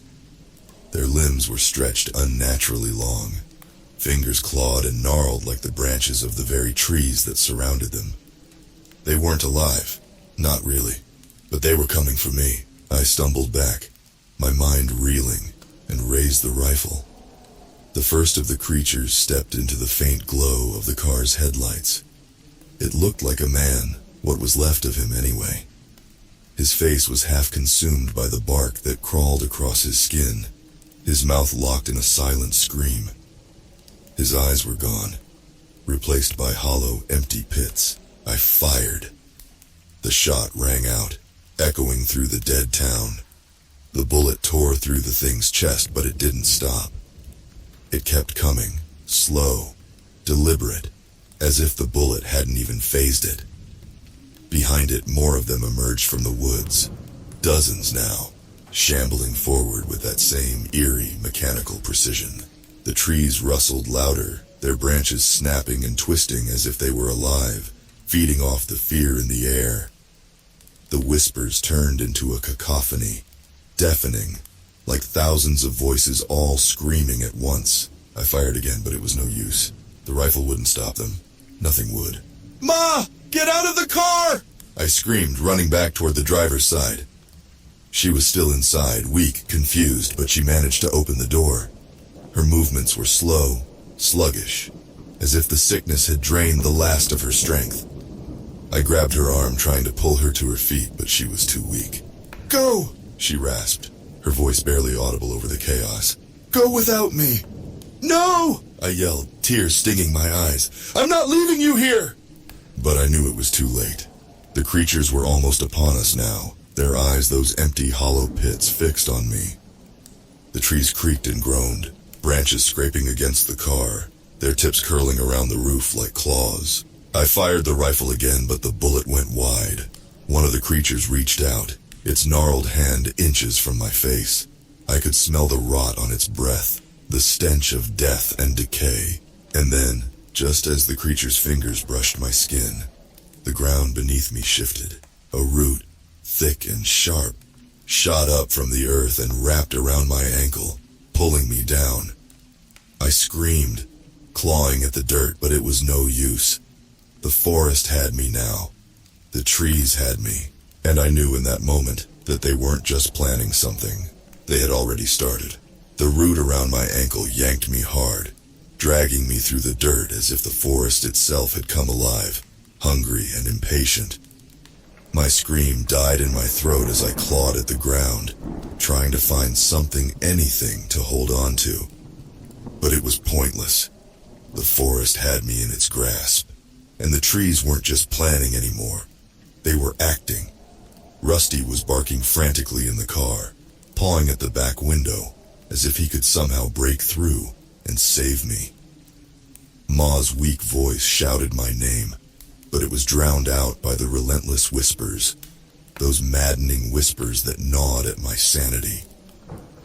My fingers dug into the dirt, nails breaking and blood smearing the ground beneath me. But it didn't matter. The root tightened its grip, twisting painfully around my ankle, and I was pulled deeper into the darkness. The creatures, the half-human, half-tree things, watched with those empty, hollow eyes. They didn't move, didn't try to stop me. They just stared, as though I were an offering to the forest, a sacrifice to whatever ancient evil they served. I felt the cold bite of the earth against my skin as the roots dragged me further. My legs were scraped raw by rocks and brambles, but the pain was nothing compared to the terror flooding my mind. This wasn't just death, it was something worse, something older, something that had been waiting in the dark for centuries. Suddenly the dragging stopped. I was lying on my back, staring up at the canopy of twisted branches and blackened leaves above me. The sky was gone, replaced by the shadows of trees that seemed to move on their own, shifting and bending like they were alive. The air was thick, suffocating, filled with the smell of rot and decay. And then, in the silence, I heard it, the whispering. It wasn't just in my head anymore. It was everywhere. Join us. Become one with the forest. Forever. The voices weren't human. They were something else. Something primal and malevolent. I felt the cold weight of fear settle in my chest as I realized what they wanted. The forest wasn't just alive. It was consuming. It didn't just kill, it absorbed. It took everything into itself, twisted it, transformed it, made it part of the whole. And now it wanted me. I struggled to sit up, but the roots were already coiling around my legs, slithering like snakes.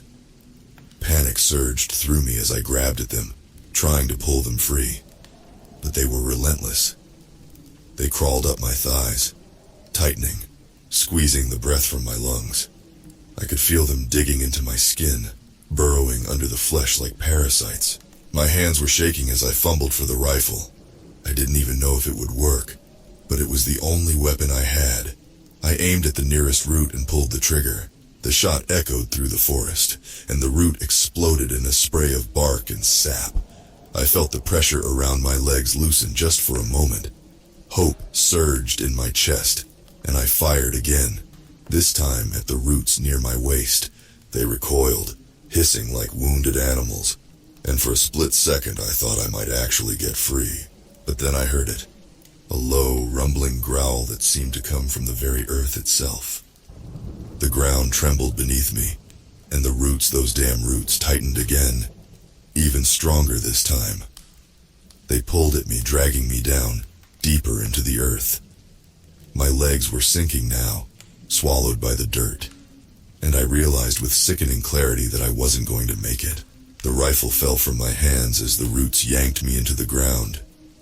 My legs were completely submerged now, and I could feel the cold earth closing in around me, pressing down, suffocating me. I screamed, but it was cut short as dirt filled my mouth, choking me. The forest was swallowing me whole. I clawed at the ground, my fingers scraping uselessly against the dirt as the roots coiled tighter around my chest. I could feel them crawling up my arms, my neck, my face. They were everywhere, inside me, invading every part of me. And the whispering, the endless maddening whispering, become one with the forest, forever. The last thing I saw before the darkness swallowed me was the sky above, if you could even call it a sky. It was black and twisted, a canopy of nightmares.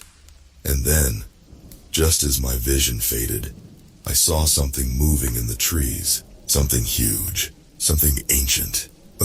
I woke up gasping for air, my lungs burning. The forest was gone. The roots were gone. I was lying on the cold, hard ground, staring up at a gray sky. Was it a dream? A nightmare? I looked around, disoriented, my heart pounding in my chest. Rusty was beside me, whining softly, and I realized with a start that we were back in town. The same empty, decaying town we had tried to escape. The car was parked nearby, its tires still tangled in the roots. But the creatures, they were gone. I sat up slowly, my body aching, my head spinning. Everything hurt, my legs, my arms, my chest. But I was alive. Somehow, against all odds, I had survived. But something was wrong. I reached down to touch my ankle, the one the roots had grabbed. And my fingers brushed against something rough. Something hard. I looked closer and my blood ran cold. Bark. It was growing from my skin. The forest had marked me, claimed me, and the whispering. It was still there, faint but constant. A quiet hum in the back of my mind. The trees whisper at night, and they're planning something.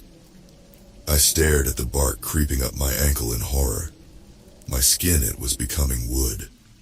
My veins pulsed underneath, trying to resist the spread, but I knew what was happening. The forest hadn't let me go. It was still inside me, still trying to claim me. Rusty whimpered, nudging my hand, but his comfort felt distant. The whispering grew louder. I could almost hear words now, clear and menacing. Become one. Join us, forever. I had to act fast. This wasn't over. I forced myself to stand, though my legs were shaky and every movement sent sharp pain up my body. I limped toward the car, grabbing the rifle from where I had dropped it. The town loomed in the background, that desolate, decaying place that had somehow spit me back out. The air around me felt wrong, thick with something I couldn't explain, like the forest was watching me even here. I wasn't safe, not yet. Rusty's bark jolted me out of my thoughts. He was facing the tree line, his hackles raised, growling at something in the distance. I followed his gaze, and that's when I saw them again. The figures, the half-human, half-tree creatures, standing just beyond the edge of the forest. Their hollow eyes glowed faintly, and they were watching me, waiting. I felt bile rise in my throat. They weren't going to stop. The forest wasn't going to let me go. Without a second thought, I turned and headed back toward the car. My mind was racing. There had to be something I could do, some way to sever this connection, to escape whatever fate the forest had in store for me. But what? Burn it? Destroy the source? The thought hit me like a truck. The tree, the one that had been growing inside the house, wrapped in Ma's roots. It had started this, connected everything together. It was ancient, evil, a heart to the whole twisted nightmare. I gritted my teeth and climbed into the car. My hands were trembling as I turned the key. The engine sputtered to life. Rusty jumped in the back seat and I floored it, racing toward the house. I didn't care that the road was barely visible through the fog, or that the trees loomed overhead like monsters in the dark. I only had one goal now: destroy the heart of the forest. The house came into view, that decrepit thing I had once called home. Its windows were dark, and the door hung loosely on its hinges. The sight of it filled me with dread, but I shoved it down. No turning back now. I parked just outside and grabbed the rifle. Rusty stayed close to my side as we made our way up the steps. Every inch of me screamed to run, to get as far away as possible, but I pushed forward. My ankle throbbed, and I could feel the bark creeping higher up my leg, but I didn't have time to worry about that now. The door creaked as I pushed it open. The smell of rot and decay hit me like a wall, and I gagged, covering my nose with my sleeve. The house was worse than before, the walls covered in creeping vines, the air thick with spores. The tree it was growing, spreading, infesting the place. I followed the roots, my heart pounding in my chest. They led me to the living room, where I found it, the tree. It had grown even larger, its branches curling around the walls, the ceiling. And at its base, where the trunk met the ground, I saw her. She was fused with it, her body twisted and broken, her arms outstretched like she was part of the bark itself. Her face was pale, her eyes glazed over, and I could hear her whispering, the same whispers as the forest. "Join us, become one, Ma." My voice cracked, tears filling my eyes. But there was nothing left of her. She was gone, consumed, just like the forest wanted to consume me. I raised the rifle, aiming it at the heart of the tree. My hands shook, but I steadied myself. This was it, the only way out. The whispers grew louder, more insistent. I could feel the roots shifting beneath my feet, the house creaking as the forest protested. I didn't care. I pulled the trigger, the shot rang out, and the bullet tore through the trunk. The tree shuddered, groaning like a wounded animal. I fired again, and again, until the wood splintered and the branches began to crack. The house shook violently, and I stumbled back, but I kept firing. The roots recoiled, thrashing wildly, and I could feel the ground rumbling beneath me. Something deep within the tree was dying, unraveling. The connection, the heart of the forest, was breaking. With one final shot, the tree collapsed, crashing to the ground in a pile of splintered wood and dust. The roots shriveled, curling back like dead snakes. The house, the forest, it all seemed to go still. For a moment there was silence, and then the whispers stopped. I dropped the rifle, gasping for breath.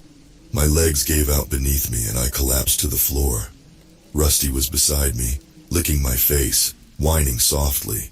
I felt the weight of everything crashing down on me. Exhaustion, grief, relief. It was over, the forest was dead. But as I lay there catching my breath, I couldn't shake the feeling that something wasn't right. I looked down at my leg.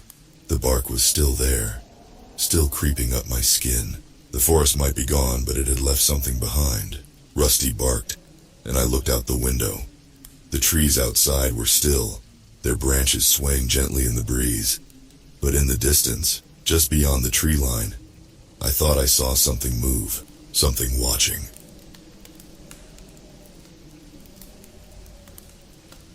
And I realized with a sinking feeling that this wasn't over. Not yet, because the trees still whispered at night, and they were still planning something.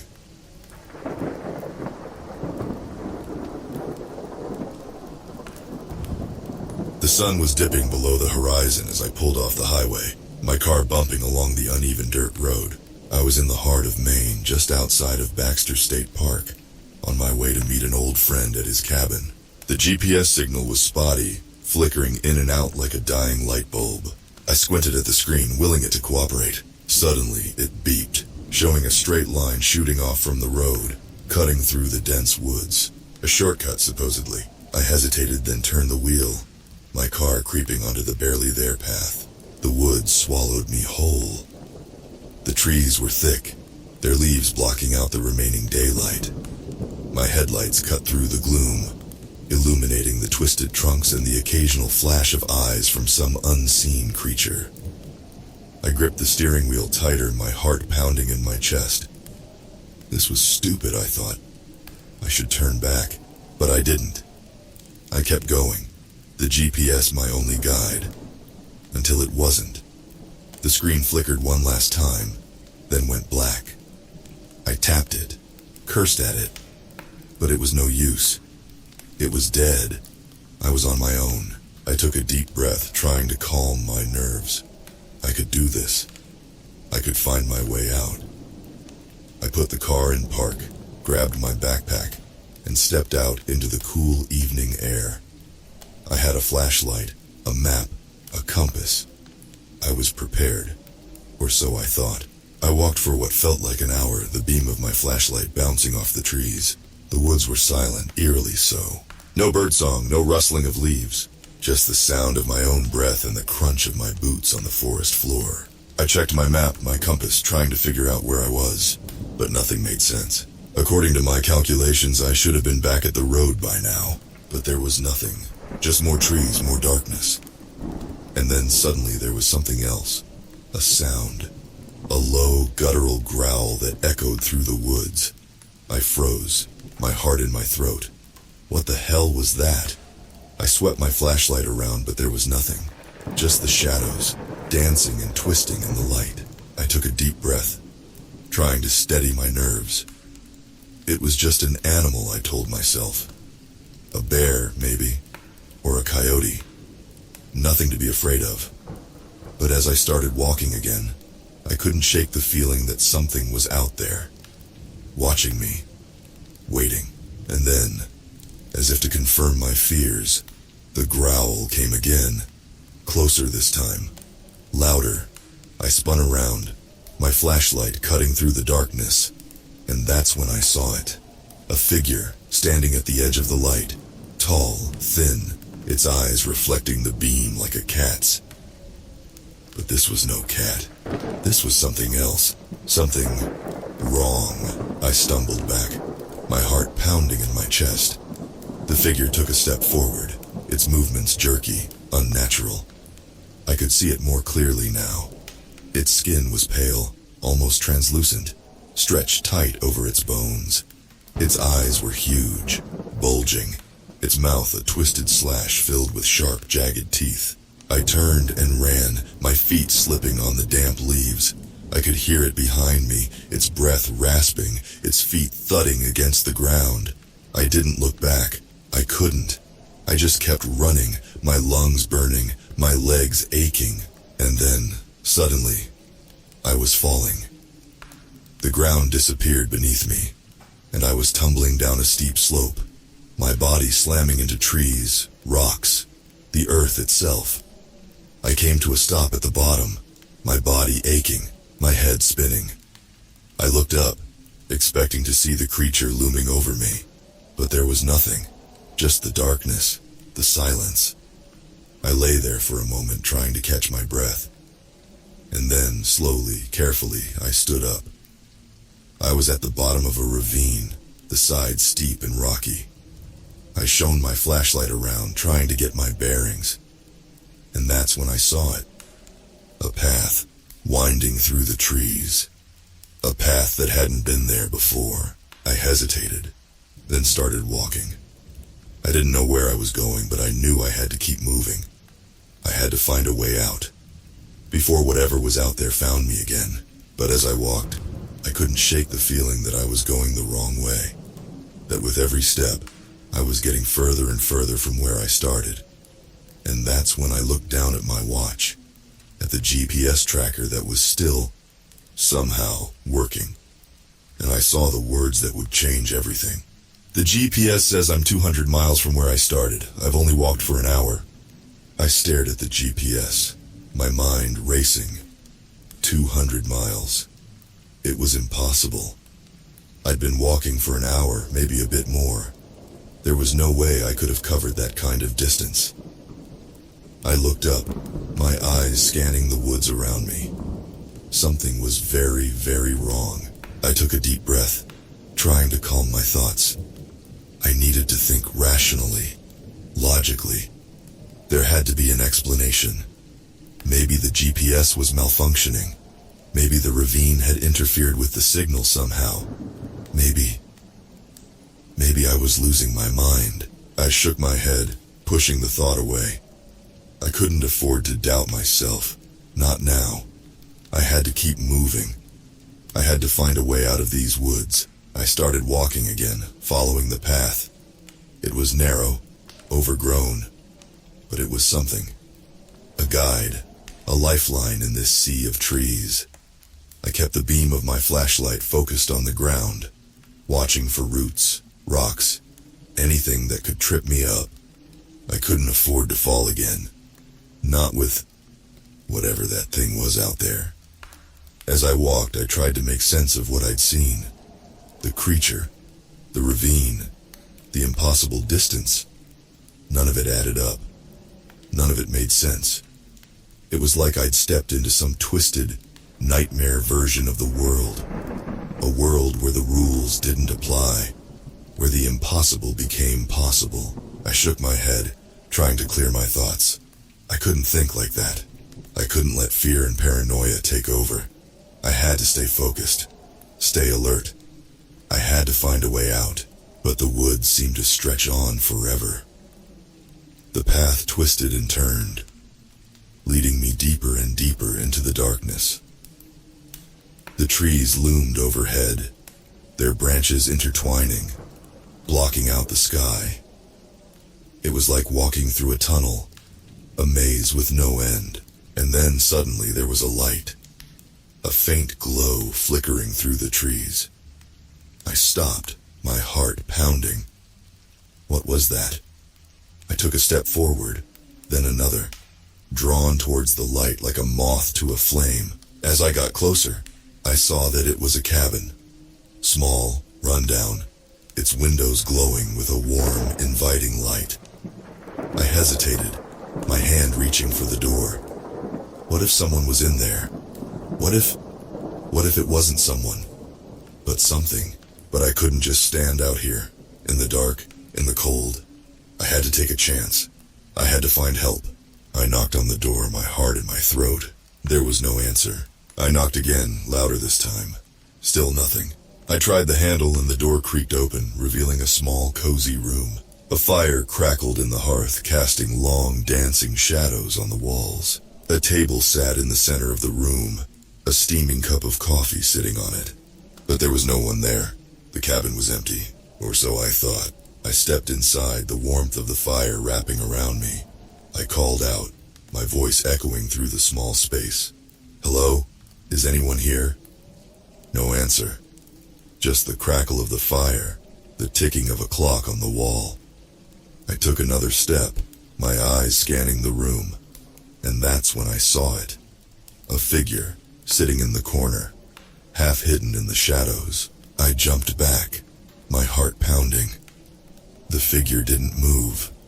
I took a deep breath, steeling myself, and stepped closer. And that's when I realized it wasn't a person.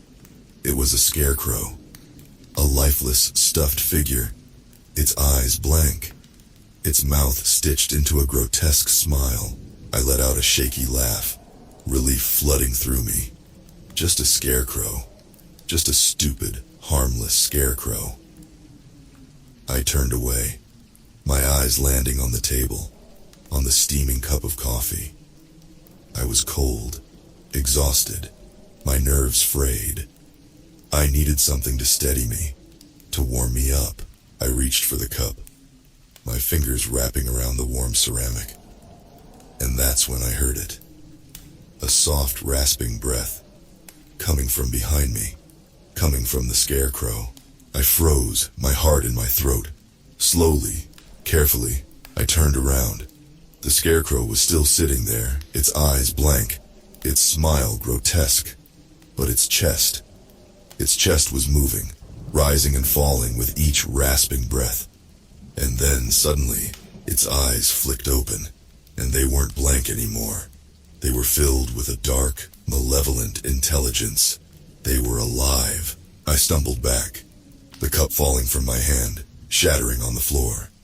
The scarecrow stood up, its movements jerky, unnatural. Just like the creature in the woods. Just like.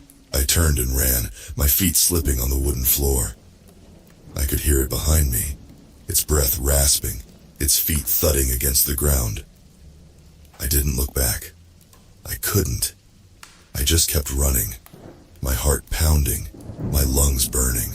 I burst out of the cabin, into the cold night air, and I ran. I ran as fast as I could, as far as I could.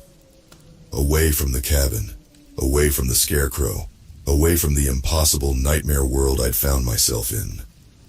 But no matter how far I ran, no matter how fast, I couldn't shake the feeling that I was still in danger, that I was still being hunted, that I was still 200 miles from where I started. I ran until my lungs burned, until my legs ached, until I couldn't run anymore. Then I walked, stumbling through the dark woods, my breath coming in ragged gasps. I didn't know where I was going, but I knew I had to keep moving. I had to find a way out. The woods seemed to stretch on forever, an endless labyrinth of trees and shadows. I tried to use my compass, tried to find a direction, a path, anything. But the needle just spun wildly, uselessly. I was lost, completely, utterly lost. And then suddenly, there was a sound. A low, guttural growl that echoed through the woods. I froze, my heart in my throat. I knew that sound. I'd heard it before, in the ravine. Before everything went wrong. I swept my flashlight around, its beam cutting through the darkness. And that's when I saw them. Eyes, reflecting the light like a cat's. But these were no cats. These were something else. I counted 5 pairs of eyes, maybe more, moving silently through the trees. They were circling me, surrounding me, hunting me. I took a deep breath, trying to steady my nerves. I had to think. I had to find a way out of this. I reached into my backpack, my fingers wrapping around a small canister. Bear spray. I brought it just in case, never thinking I'd actually need to use it. But now I was glad I had it. I pulled out the canister, my thumb poised over the trigger. The eyes stopped moving as if sensing the threat. I took a deep breath, then spoke, my voice echoing through the woods. "Stay back. I don't want to hurt you." A low growl answered me, sending a shiver down my spine. I gripped the canister tighter, my heart pounding. "I mean it. Stay back." But they didn't stay back. They kept coming, their movements slow, deliberate, like they knew they had me cornered, like they knew I had nowhere to go. And then suddenly, one of them lunged, a dark shape, flying through the air, its eyes gleaming, its teeth bared. I screamed, my thumb pressing down on the trigger.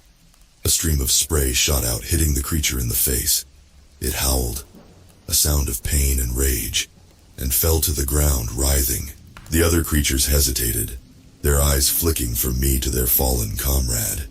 I took the opportunity, turning and running, my feet pounding against the ground. I didn't look back. I couldn't. I just kept running, my heart pounding, my lungs burning. But I could hear them behind me, their breath rasping, their feet thudding against the ground. They were chasing me, hunting me. And I knew, with a cold, sick certainty, that they wouldn't stop until they caught me. I ran until I couldn't run anymore, until my body gave out, until I collapsed onto the cold, hard ground. I lay there, gasping for breath, waiting for the end, waiting for the creatures to catch up, to finish me off, but they didn't come. I lay there, my heart pounding, my body aching, but they didn't come. I looked up, my eyes scanning the woods around me, and that's when I saw it. A light, a faint glow flickering through the trees. I stared at the light, my mind racing. What was that? Where was it coming from? I took a deep breath, then stood up, my body protesting with every movement. I had to find out. I had to know. I started walking, my steps slow, cautious. The light grew brighter as I got closer, its glow illuminating the woods around me. And that's when I saw them. The creatures. They were standing at the edge of the light, their eyes reflecting the glow, their bodies tense, ready. But they weren't looking at me. They were looking at something else, something in the light. I took a step closer, then another, my heart in my throat. And that's when I saw it. A figure standing in the center of the light. Tall, thin, its eyes gleaming, its mouth twisted into a grotesque smile. It was the Scarecrow, the thing from the cabin, the thing that shouldn't exist, and it was waiting for me. I stood there, frozen, my eyes locked onto the Scarecrow. It was impossible. It couldn't be here. I'd left it behind, in the cabin. I'd run as fast and as far as I could. But here it was, standing in the glow of the light, its eyes fixed on me, its smile twisted and wrong. The creatures around me growled, their bodies tense, but they didn't attack. It was as if they were waiting, waiting for the Scarecrow, waiting for its command. I took a deep breath, trying to steady my nerves. I had to think. I had to find a way out of this. The Scarecrow took a step forward, its movements jerky, unnatural. It raised its arm, its finger pointing at me. And then it spoke. A single word, rasping, guttural, like the sound of dead leaves crunching underfoot. Come. I shook my head, my heart pounding. No, I won't. The Scarecrow took another step, its eyes never leaving mine. Come, it said again, its voice like nails on a chalkboard. I took a step back, my hands clenched into fists. Stay away from me. Stay back. The Scarecrow paused, its head tilting to the side as if considering. Then it spoke again, its voice softer this time, almost gentle. Why do you run? Why do you fight? You cannot escape. You cannot win. This is our world, our hunting grounds. You are ours. I shook my head, my heart in my throat. No, I won't accept that. I won't give up. The Scarecrow laughed, a sound like dry bones rattling. Give up? No, we do not want you to give up. We want you to run. We want you to fight. It makes the hunt so much more enjoyable. I stared at the Scarecrow, my mind racing. What was it saying? What did it want? And then it hit me. This was a game, a twisted, sick game, and I was the prey. I took a deep breath, steeling myself. If this was a game, then I would play. I would fight, I would run, and I would win. I turned and ran. my feet pounding against the ground. I could hear the creatures behind me, their breath rasping, their feet thudding against the earth. They were chasing me, hunting me, but I didn't look back. I just kept running, my heart pounding, my lungs burning. The woods flew by in a blur of shadows and light. I dodged trees, jumped over roots, my body fueled by adrenaline and fear. I didn't know where I was going, but I knew I had to keep moving. I had to find a way out, and then suddenly, there was a sound. A low, rumbling growl that echoed through the woods. It was different from the other growls, deeper, more powerful. I risked a glance back and saw a massive shape barreling towards me. It was a bear, its eyes wild, its teeth bared. I stumbled, my heart in my throat. I was dead. I was done. There was no way I could outrun a bear. But then, something unexpected happened. The bear veered off, its massive body crashing into the creatures chasing me. It roared, a sound of rage and fury, and started to attack. I stared, shocked, as the bear fought the creatures. It was a whirlwind of teeth and claws, of growls and screams. I didn't understand. Why was it helping me? Why was it fighting them? But I didn't have time to think. I had to keep moving. I had to find a way out. I turned and ran, leaving the bear and the creatures behind. I ran until my lungs burned, until my legs ached, until I couldn't run anymore. And that's when I saw it. A light, a faint glow flickering through the trees. But this wasn't the same light as before. This was different. This was hope.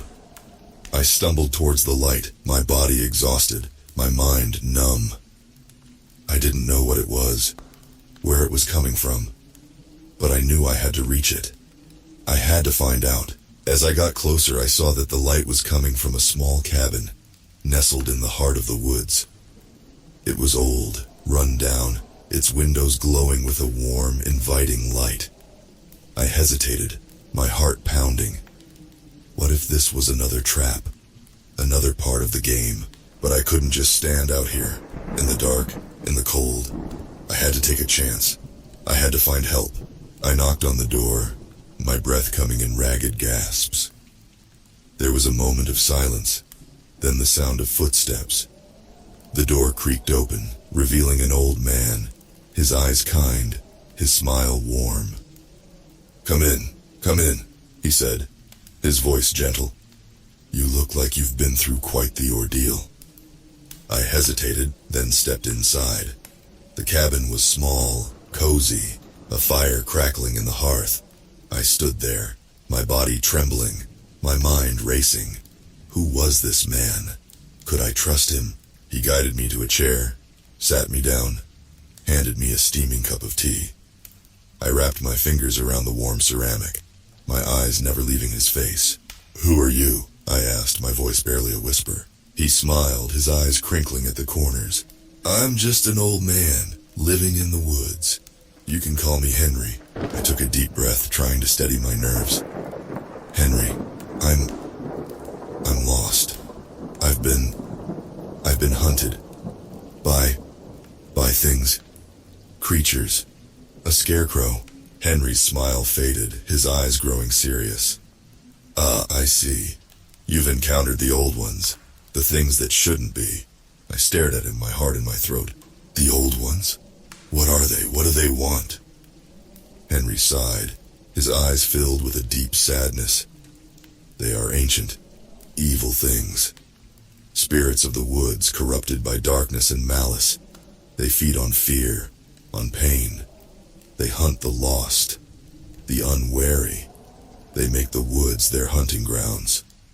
I shook my head, my mind reeling. But why? Why me? Why now? Henry reached out, his hand covering mine. His touch was warm, comforting. I don't know, child. The old ones have their own reasons, their own rules. All I know is that they must be fought. They must be resisted, or else the darkness will consume us all. I took a deep breath, steeling myself. How? How do I fight them? How do I win? Henry smiled, his eyes gleaming. With courage, with determination, with the will to survive. You have all of those things, child. I can see it in your eyes. You can win. You can beat them. I nodded, my heart pounding. I could do this. I could fight. I could win. I had to. Henry stood up, his movements slow, careful. He walked over to a small chest, opened it, pulled out a small carved figurine. It was a bear, its eyes fierce, its teeth bared. He handed it to me, his eyes serious. Take this. It will protect you. It will guide you. It will give you the strength to fight, the courage to win. I took the figurine, my fingers wrapping around the cool wood.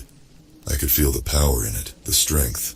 I could feel the bear, wild, fierce, ready to fight. I stood up, my body aching, but my spirit renewed. I could do this. I could fight. I could win. Henry smiled, his eyes filled with pride. Go, child. Go and fight. Go and win. And remember, the woods are vast, the darkness is deep, but there is always a way out. Always a path to the light. I nodded, my heart in my throat. I turned and walked to the door, my steps steady, my resolve unwavering. I was ready. I was ready to fight. I was ready to win. But as I opened the door, as I stepped out into the cold night air, I realized something. I realized that I had no idea where I was, no idea where to go. I was still lost, still alone, still hunted. And that's when I heard it, a low, guttural growl that echoed through the woods. The old ones. They were still out there, still hunting me, still waiting. I gripped the bear figurine tightly, my heart pounding in my chest. The growl echoed through the woods again, sending a shiver down my spine. They were out there, waiting, hunting. I had to be ready. I took a deep breath, steeling myself. I had to find a way out. I had to find the path to the light. I started walking, my steps cautious, my senses on high alert. The woods were dark, the shadows deep, but I wasn't afraid. Not anymore. I had a weapon now. I had hope. As I walked, I could hear them. The old ones. Their growls, their breaths, their feet thudding against the ground. They were all around me, circling me, stalking me. But I didn't run. I didn't hide. I kept walking, my head held high, my spirit unbroken. And then, suddenly, they attacked. A dark shape lunged at me from the shadows, its eyes gleaming, its teeth bared. I reacted on instinct, holding up the bear figurine like a shield. The creature howled, a sound of pain and rage, and fell back, its body convulsing. I stared at the figurine, my eyes wide. It worked. It actually worked. I could feel the power in it, the strength. I could feel the bear, wild, fierce, ready to fight. I kept moving, my steps quicker now, my confidence growing. The creatures attacked again and again, but each time, I fought them off. Each time, the bear protected me, guided me, gave me the strength to win. But the woods seemed to stretch on forever, an endless labyrinth of trees and shadows. I was tired, exhausted, my body aching, my mind numb. I didn't know how much longer I could keep going. I didn't know how much longer I could keep fighting, and that's when I saw it. A light. A faint glow, flickering through the trees. But this wasn't the same light as before. This wasn't the cabin, wasn't the sanctuary. This was something else. Something wrong. I hesitated, my heart in my throat. What was that? Where was it coming from? I took a deep breath, then started walking again. My steps slow, cautious.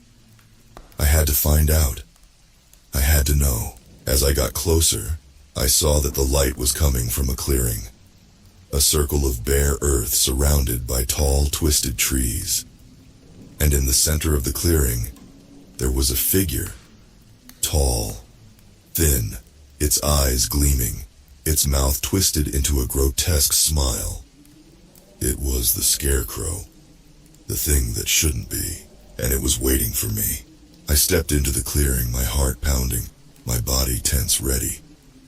The Scarecrow watched me, its eyes never leaving mine, its smile never wavering. "You have done well," it said, its voice like dry leaves crunching underfoot. "You have fought well. You have proven yourself a worthy opponent." I shook my head, my grip tightening on the bear figurine. "I'm not your opponent. I'm not your prey. I won't be hunted. Not anymore." The Scarecrow laughed, a sound like bones rattling. "Ah, but you are. You have always been. From the moment you stepped into our woods, you were ours. Our prey. Our plaything." I took a deep breath, steeling myself. "No, I won't accept that. I won't give up. I won't give in." The Scarecrow's smile faded, its eyes growing dark, malevolent. "Then you will die. You will lose. And we will feast on your fear, your pain, your despair." I shook my head, my heart pounding. "No, I won't lose. I won't die. I will fight. I will win." The Scarecrow laughed again, but this time there was a note of uncertainty in its voice, a note of fear. "Very well. Then let the final hunt begin." And with that, it attacked. The Scarecrow lunged at me, its body transforming, shifting, growing. Its limbs elongated, its fingers turned into claws, its mouth filled with rows of sharp, jagged teeth.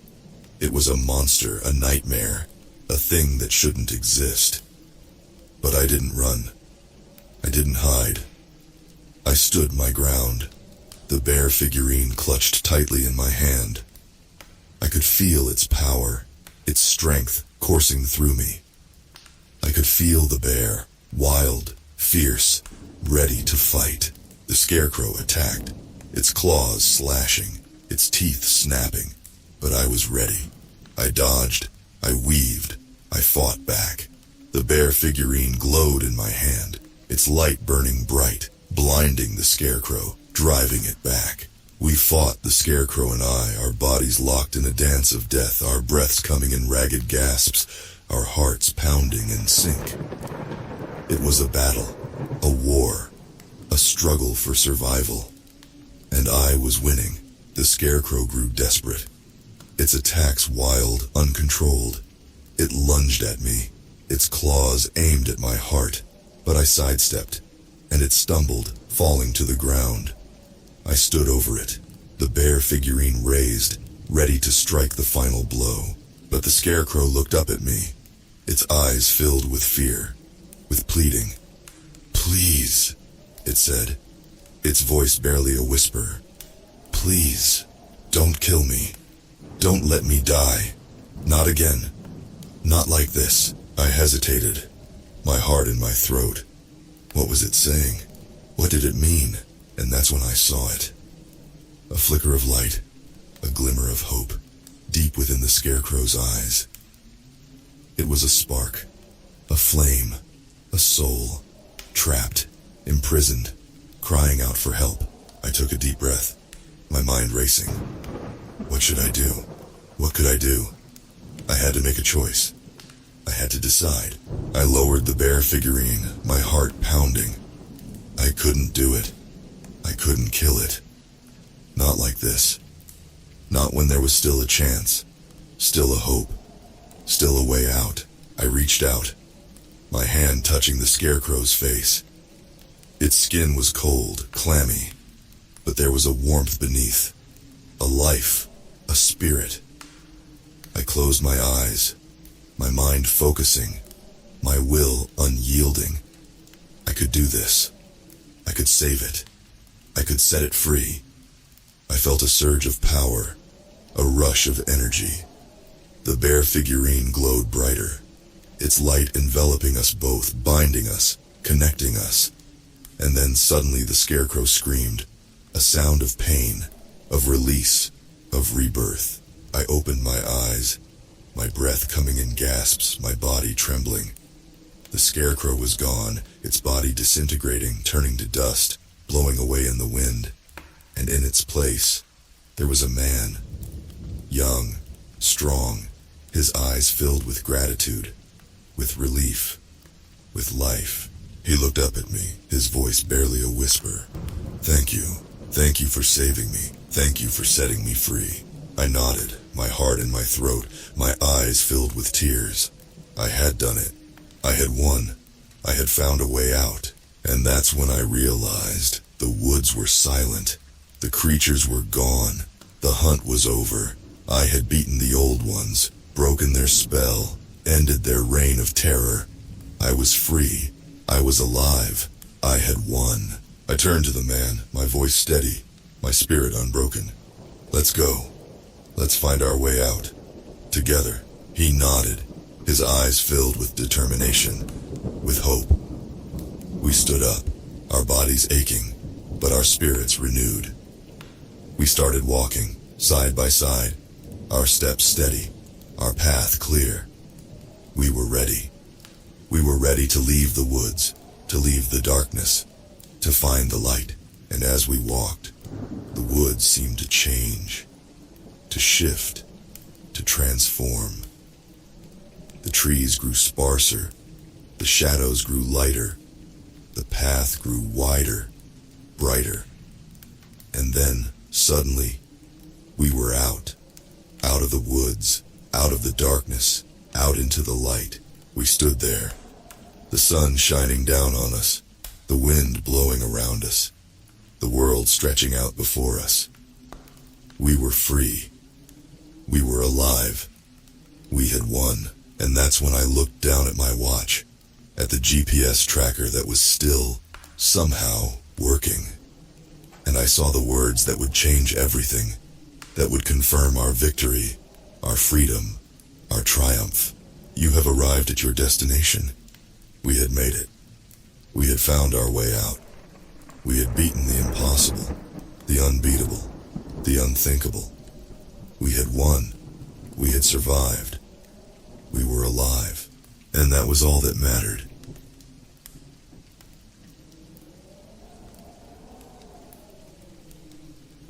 I've always loved the woods, the smell of pine, the crunch of leaves under my boots, the way the sunlight filters through the canopy. But now, as I stand here staring at this cabin, I feel nothing but dread. My name's Jack. I'm a park ranger in the Gifford-Pinchot National Forest in Washington State. Been doing this job for 15 years now. Thought I knew every inch of these woods. Turns out I was dead wrong. It started yesterday. Just a normal patrol, checking for campers, making sure no one was starting fires they shouldn't. I'd taken this same route 100 times before, but something felt off. The birds were quiet, no squirrels chattering. Even the wind seemed to hold its breath. That's when I saw it, a clearing that shouldn't have been there, and in the middle, a cabin. Now, I know what you're thinking. Jack, you idiot, you just missed it before. But I'm telling you, this cabin wasn't here last week. Hell, it wasn't here yesterday. It was old. Real old. The kind of place you'd expect to see in some pioneer museum. Rough-hewn logs, a stone chimney, small windows with actual shutters. But it didn't look weathered. No moss, no rot. Like it had been plucked out of the past and dropped here overnight. I radioed it in. Hey Mitch, I said to my supervisor, we got any record of a historical cabin out in Sector 7? Static crackled. Then Mitch's voice confused. Sector 7. There's nothing out there but trees, Jack. You feeling okay? I told him what I was seeing. He thought I was pulling his leg. Said he'd come out tomorrow to check it out. I should have left. Should have hiked back to my truck and gone home. But curiosity got the better of me. I had to get a closer look. As I approached, the air got colder. My breath fogged in front of me, even though it was mid-July. The grass around the cabin was brown and brittle, like it hadn't seen water in months. I knocked on the door. No answer. I tried the handle, locked. Peering through a window, I could make out simple furnishings inside. A table, some chairs, a stone fireplace. And something else. Something that made my blood run cold. A figure sitting in a rocking chair by the fire, motionless. I couldn't see its face, just the back of its head. Long, matted hair, skin pale as milk. I banged on the window. "Hello? Forest Service. Anyone home?" The figure didn't move, didn't even flinch. That's when I noticed the smell. Faint at first, but growing stronger. Like rotten meat left out in the sun. My hand went to my gun. I'm not usually the jumpy type, but something about this place had me on edge. I circled around to the back of the cabin. There was a small vegetable garden there, but the plants... Jesus, the plants. They were wrong. Tomatoes the size of pumpkins but black as coal. Corn stalks twisted like corkscrews. Ears dripping with something that looked like blood. And in the middle of it all, a well. Old stone with a wooden bucket beside it. As I watched, the bucket started to move. All by itself. Like someone was turning a crank I couldn't see. It rose slowly, water sloshing over the sides. But it wasn't water. Too thick. Too red. The bucket reached the top. And then, I swear to God, I heard a voice. Faint. Like a whisper on the wind. "Thirsty, Jack." I ran. Faster than I've ever run in my life. Branches whipped my face. Thorns tore at my clothes. I didn't stop until I reached my truck. I sat there, engine running, trying to catch my breath. Trying to make sense of what I'd seen. It couldn't be real. I must have breathed in some weird fungus spores or something. Forest psychosis, that's a thing, right? But as I looked in my rearview mirror, my heart stopped. There, clinging to the back of my truck, was a hand. Pale, skeletal. Fingers too long, nails like claws. I slammed on the gas. The tires spun, kicking up dirt and rocks. The truck fishtailed before finally lurching forward. The hand disappeared. But in my mirror I could see a figure standing in the middle of the road. That matted hair, that milk-white skin. And now I could see its face. It didn't have one. I drove home in a daze. Didn't tell my wife what happened. How could I? She'd think I was crazy. Hell, I think I'm crazy. But now it's morning. I have to go back. Have to show Mitch what I found. Have to prove to myself that I'm not losing my mind. As I write this, I'm sitting in my truck at the trailhead. The forest looks normal in the early morning light. Birds are singing. A squirrel just ran across the path. But I can feel it. Something watching me. Waiting for me. I'm going in. God help me, I'm going in. If I don't come back, well, now you know why. Wish me luck. I think I'm gonna need it. The forest swallowed me whole. As I hiked deeper into the woods, the canopy grew thicker, blocking out more and more sunlight. The cheerful bird song I'd heard at the trailhead faded away, replaced by an eerie silence broken only by the crunch of my boots on dead leaves. My radio crackled to life, making me jump. "Jack, you there?" It was Mitch. "Yeah, I'm here," I replied, my voice shakier than I'd like to admit. "Where are you?" "I'm at the coordinates you gave me, but there's nothing here. No cabin, no clearing, just trees." My blood ran cold. "That's impossible. I'm almost there now. Just wait for me, okay?" "All right, but hurry up. This place gives me the creeps." I picked up my pace, my heart pounding in my chest. The trees seemed to press in closer, their branches reaching out like gnarled fingers trying to grab me. The air grew thick and heavy, like breathing through a wet blanket. Then I saw it. The clearing, the cabin, just like yesterday. But Mitch was nowhere to be seen.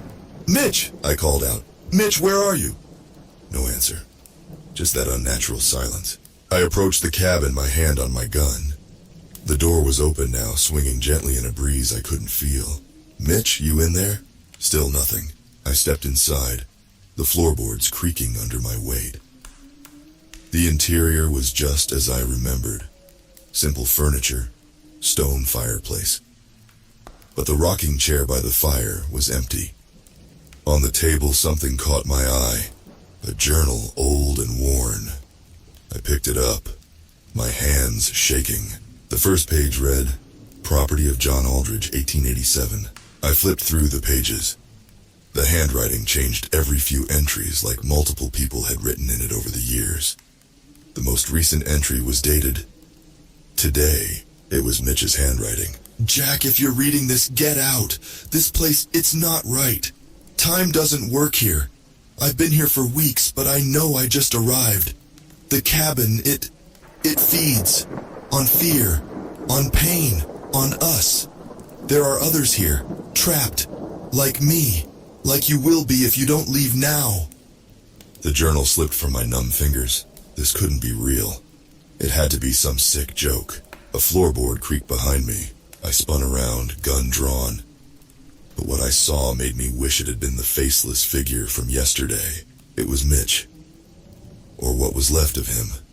His skin was pale and sagging, like it was trying to slide off his bones. His eyes were sunken, glassy, and his mouth... God, his mouth was stretched into an impossibly wide grin. Lips peeled back to reveal blackened teeth and bleeding gums. Welcome home, Jack, he said, but his lips didn't move. The voice seemed to come from everywhere and nowhere at once. I fired. Once, twice, 3 times. The bullets tore through Mitch's body, leaving gaping holes. But he didn't fall. Didn't even flinch. Just kept grinning that horrible grin. I ran. Out the door into the clearing, but the trees were gone. In every direction, as far as I could see, there were only more cabins. Hundreds of them. Thousands. All identical. And from each one, a figure emerged. Men, women, children, all with that same pale skin, those same glassy eyes, those same terrible grins. They began to sing. A low, droning chant that made my teeth ache and my vision blur. I couldn't make out the words, but I felt their meaning in my bones. A promise of endless pain, of eternal hunger. I sank to my knees, clutching my head. The chant grew louder, drowning out my screams. I felt hands on me, cold and strong, lifting me up. They carried me back to the cabin, back to that rocking chair by the fire. As they sat me down, I saw my reflection in the window. My skin was pale, my eyes were glassy, and my mouth was stretched into an impossibly wide grin. The door slammed shut, the chanting stopped, and I was alone. But not for long, never for long. Now I wait. I rock in my chair and I wait for the next lost soul to stumble upon our little community, for the next feast. Are you hungry, dear reader? We have a place set for you. A cozy cabin, deep in the woods. Come, visit, stay, forever. I jolted awake, gasping for air. My bed, my room, home, safe, just a nightmare. The most vivid, terrifying nightmare I'd ever had, but still just a dream. I laughed, relief washing over me. No cursed cabins, no army of grinning horrors. Just my overactive imagination running wild after a stressful day at work. I got up, stretching. Sunlight streamed through the window. A beautiful morning, perfect for a hike. As I got dressed, I noticed something on my dresser. A book I didn't recognize. Old, worn leather. I picked it up. A chill running down my spine as I read the first page. Property of John Aldridge, 1887. Outside, in the distance, I heard singing. I slammed the journal shut, my hands shaking. The singing outside grew louder, a haunting melody that seemed to seep through the walls. I had to get out of here. I threw on my clothes and boots, grabbed my backpack, and ran downstairs. As I reached for the front door, I froze. The door was gone. In its place was a solid wall, as if there had never been an entrance there at all. No, no, no, I muttered, panic rising in my throat. I ran to the windows, but they were all the same. Just panes of glass showing an endless sea of trees. No way to open them. The singing was inside the house now. I spun around, searching for the source. There, in the corner of the living room, was a rocking chair that didn't belong, and in it sat a figure I recognized from my nightmares. Pale skin, glassy eyes, that horrifying grin. But this time it wasn't Mitch. It was me. The other me spoke, its mouth never moving. "Isn't this what you wanted, Jack? To know every inch of these woods?"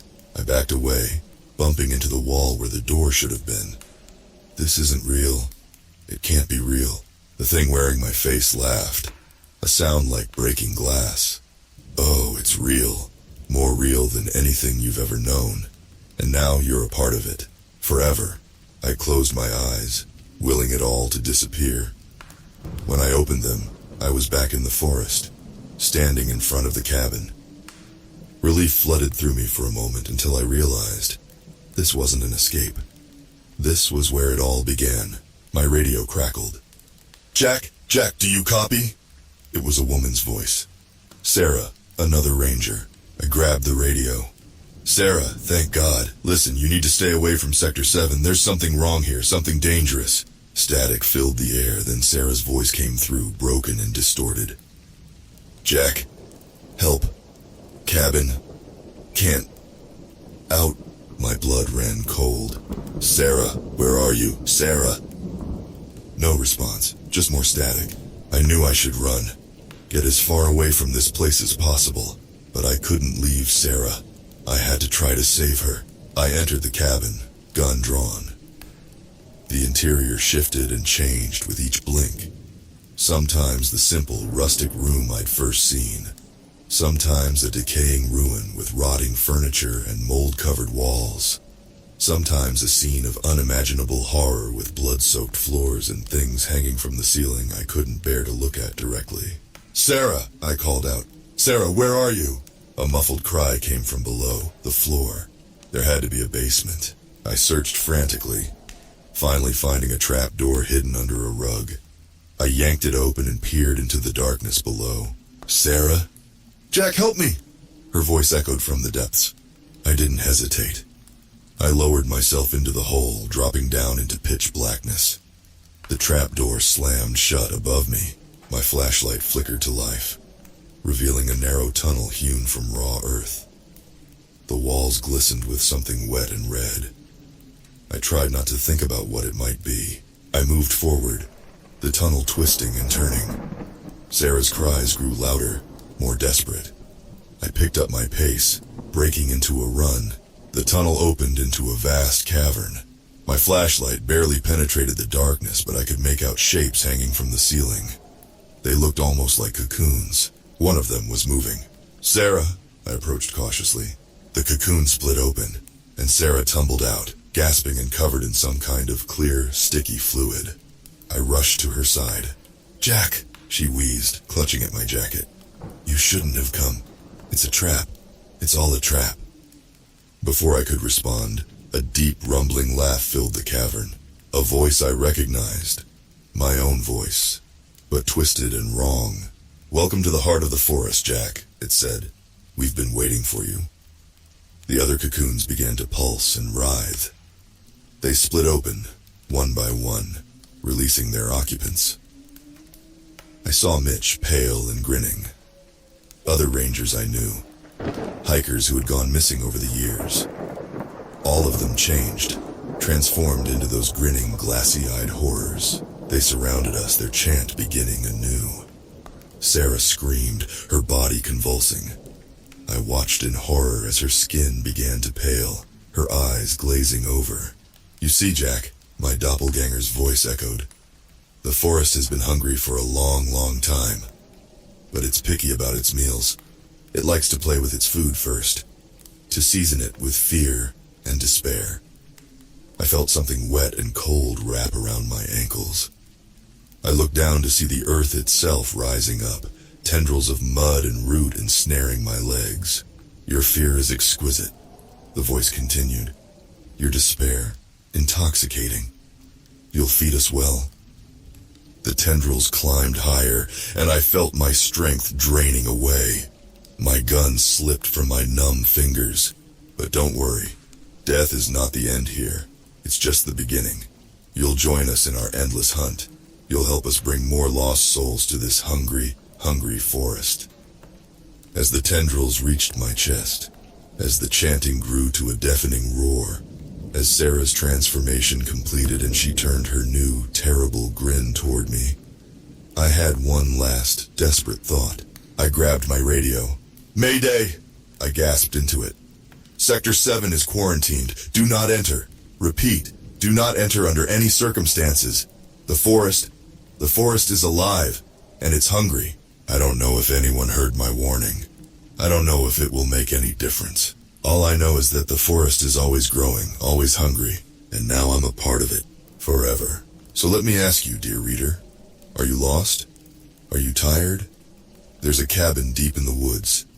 It wasn't there yesterday, but it's there now. And it's waiting for you. Come, visit, stay. The forest is so very, very hungry. I don't know how long I've been here. Time doesn't work right in this place. Sometimes it feels like minutes have passed, other times like centuries. The hunger is the only constant. Always gnawing, never satisfied. I'm not Jack anymore. Not really. But I remember being Jack. I remember the fear, the desperation. Now those memories are like fuel for the thing I've become. We hunt. All of us. The transformed, the taken. We lure in the lost, the curious, the brave. Their terror is delicious. Their hope, even more so. Because in the end, hope makes the fall so much sweeter. Today we have a new guest. I can smell her fear from here. It's intoxicating. She's young, maybe early 20s. Backpack, hiking boots, camera around her neck. A tourist, an explorer. Perfect. I watch from the trees as she approaches the cabin. My cabin. The one that wasn't there yesterday, but is always there when we need it to be. She hesitates at the door, her hand hovering over the knob. I can almost hear her thoughts. Should she? Shouldn't she? The temptation is too great. She opens the door and steps inside. I follow, silent as a shadow. Inside, the cabin shifts and changes, becoming what she expects to see. A quaint rustic interior, a warm fireplace, cozy furnishings. All a lie, of course, but a comforting one. "Hello?" she calls out. "Is anyone here?" The door was open. I step into view, wearing the face I wore in life. Just a friendly park ranger. Nothing to fear here. "Welcome," I say, smiling. Not too wide, not yet. "Are you lost?" She jumps, startled, but then relaxes. "Oh, you scared me." "Yeah, I think I might be. I was hiking the trail and I saw this cabin. I don't remember seeing it on the map." "Ah, it's an old ranger station," I lie smoothly. "Not many people know about it. You're lucky you found it. There's a storm coming." On cue, thunder rumbles in the distance. The forest provides what we need to ensnare our prey. "Oh no," she says, biting her lip. "I didn't bring any rain gear. Do you mind if I waited out here?" "Of course not," I reply. "Make yourself at home. I'm Jack, by the way." "Emily," she says, shrugging off her backpack. "Thanks so much, Jack. You're a lifesaver." If only she knew. I make small talk as the storm rages outside. I can see her relaxing, feeling safe. It's almost time. "So, Emily," I say casually, "what brought you out to these woods?" She brightens. "Oh, I'm doing a photographic study on forest ecosystems. There have been reports of some unusual plant and animal behavior in this area. I was hoping to capture some of it on camera." I lean in, interested despite myself. This is new. "Unusual how?" Emily pulls out her camera, flicking through images. "Well, look at this," she says, showing me a photo. It's a tree, but wrong. The bark is twisted into intricate, impossible patterns. The leaves are too large, too vibrant. And is that a face peering out from a knot in the wood? "And this," she continues, showing me more photos. "Animals with too many eyes. Plants that seem to move when you're not looking directly at them. A clearing where the laws of physics don't seem to apply. For the first time since I became this thing, I feel a flicker of unease. The forest is changing, evolving, becoming bolder. Emily is still talking, excited by her discoveries. She doesn't notice the shadows lengthening, the room growing colder, doesn't see the other figures emerging from the dark corners of the cabin. I should end this now. Take her, transform her, add her to our ranks. But I hesitate. Her photos, they could be important. There's something happening in the forest, something even we don't understand. Emily, I say, cutting her off mid-sentence. You need to leave, now. She blinks, confused. What, but the storm? Forget the storm, I growl. My face is changing, my true nature bleeding through. Run. Don't stop, don't look back. Get out of this forest and don't ever come back. Emily's eyes widen in terror. She scrambles for her backpack, for the door. The other figures lunge for her, but I hold them back. Go! I roar. She runs, fleeing into the storm. I fight the others, buying her time. It hurts. God, it hurts. The forest doesn't like disobedience. When it's over, when the others have vented their rage on me, I lie on the cabin floor, broken and torn. But for the first time in what feels like eternity, I feel something other than hunger. I feel hope. Emily escaped. She has evidence. Maybe, just maybe, someone will see it. Someone will understand. Someone will come to burn this forest to the ground. As I feel my body knitting itself back together, preparing for the next hunt, I hold on to that tiny spark of hope. It's dangerous. It's painful. It's human. The storm passes. The cabin fades away, waiting to appear again when needed. I return to the forest, to the endless hunt. But now, I have a secret. A tiny part of Jack that survived.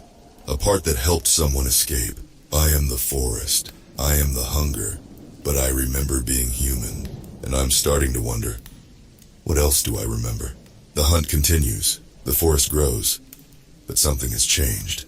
And in this place of endless nightmare, that change might just be the most terrifying thing of all. The forest whispers. It always whispers, but now it's different. Angry, confused.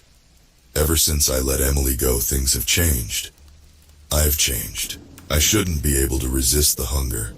None of us should. But that spark of humanity, that tiny rebellion, it's grown. Like a cancer in the forest's twisted ecosystem. I'm not the only one. Others are remembering. Mitch, Sarah, even some of the older ones. We don't talk about it. Can't talk about it. But I see it in their eyes. A flicker of something that shouldn't be there. Doubt. Regret. Hope. The cabin appears more often now. Like the forest is desperate, trying to lure in more victims to feed its ever-growing hunger. But it's sloppy. Careless. People are noticing. I stand at the edge of a clearing watching a group of hikers approach. They're young, excited. Ghost hunters. They've heard the stories. Stories that Emily must have spread. This is it, one of them says, pointing at the cabin. Just like in the reports. A cabin that appears out of nowhere. They don't see me. Don't see the others lurking in the shadows. Not yet. I should signal the hunt. Should let the forest take them. But I hesitate. Guys, I don't like this, another hiker says, a young man with glasses. Maybe we should go back. Smart kid, but it's too late. The forest has already begun its work. The air grows thick. The light dims. And the singing starts. That awful, beautiful song that heralds the beginning of the hunt. The hikers freeze, terror etched on their faces. They can see us now. All of us. Pale skin, glassy eyes, impossibly wide grins. I step forward, ready to play my part. To lure them in with false promises of safety. But the words stick in my throat. Run! I rasp instead. The hikers stare at me, uncomprehending. Run! I roar, my voice echoing through the trees. They run, panicked, screaming, but they run. The others surge forward, giving chase, but I stand my ground, fighting the hunger that claws at my insides. The forest shrieks its rage. The ground trembles. Roots burst from the earth, trying to trip the fleeing humans. But they're quick, smart. They help each other, pulling one another over obstacles, urging each other on. I watch as they reach the edge of the forest's influence. Watch as they break free, stumbling onto the main trail. Safe. For now. The pain hits me like a physical blow. The forest's punishment for my disobedience. I fall to my knees, every nerve on fire. Around me, the other hunters writhe in shared agony. But through the pain, I see something. The others. They're looking at me. Not with anger or betrayal, but with something else. Understanding. Gratitude, even. As the pain subsides, I stagger to my feet. Mitch is there, helping me up. His eyes meet mine, and I see it. That spark of humanity. Why? He asks, his voice barely a whisper. Because we were human once, I reply. And maybe we still are. The forest roars its displeasure. The cabin flickers and vanishes, reappearing deeper in the woods. But it doesn't matter. Something has fundamentally changed. We gather. Those of us who remembered. Those of us who chose humanity over hunger. It's not all of us. Not even most. But it's enough. What now? Sarah asks, her eternal grin fading for the first time in years. I look at the others. At the forest that has been our prison and our feeding ground for so long. And I make a decision. We fight back, I say. We find a way to end this. To stop the forest. To free ourselves. It won't be easy. The forest is ancient, powerful, and there are still many who are lost to the hunger, who will fight to preserve this nightmare. But as I look at my fellow rebels, I see determination in their eyes. The human spirit, reawakened after so long. We were lost. We were monsters.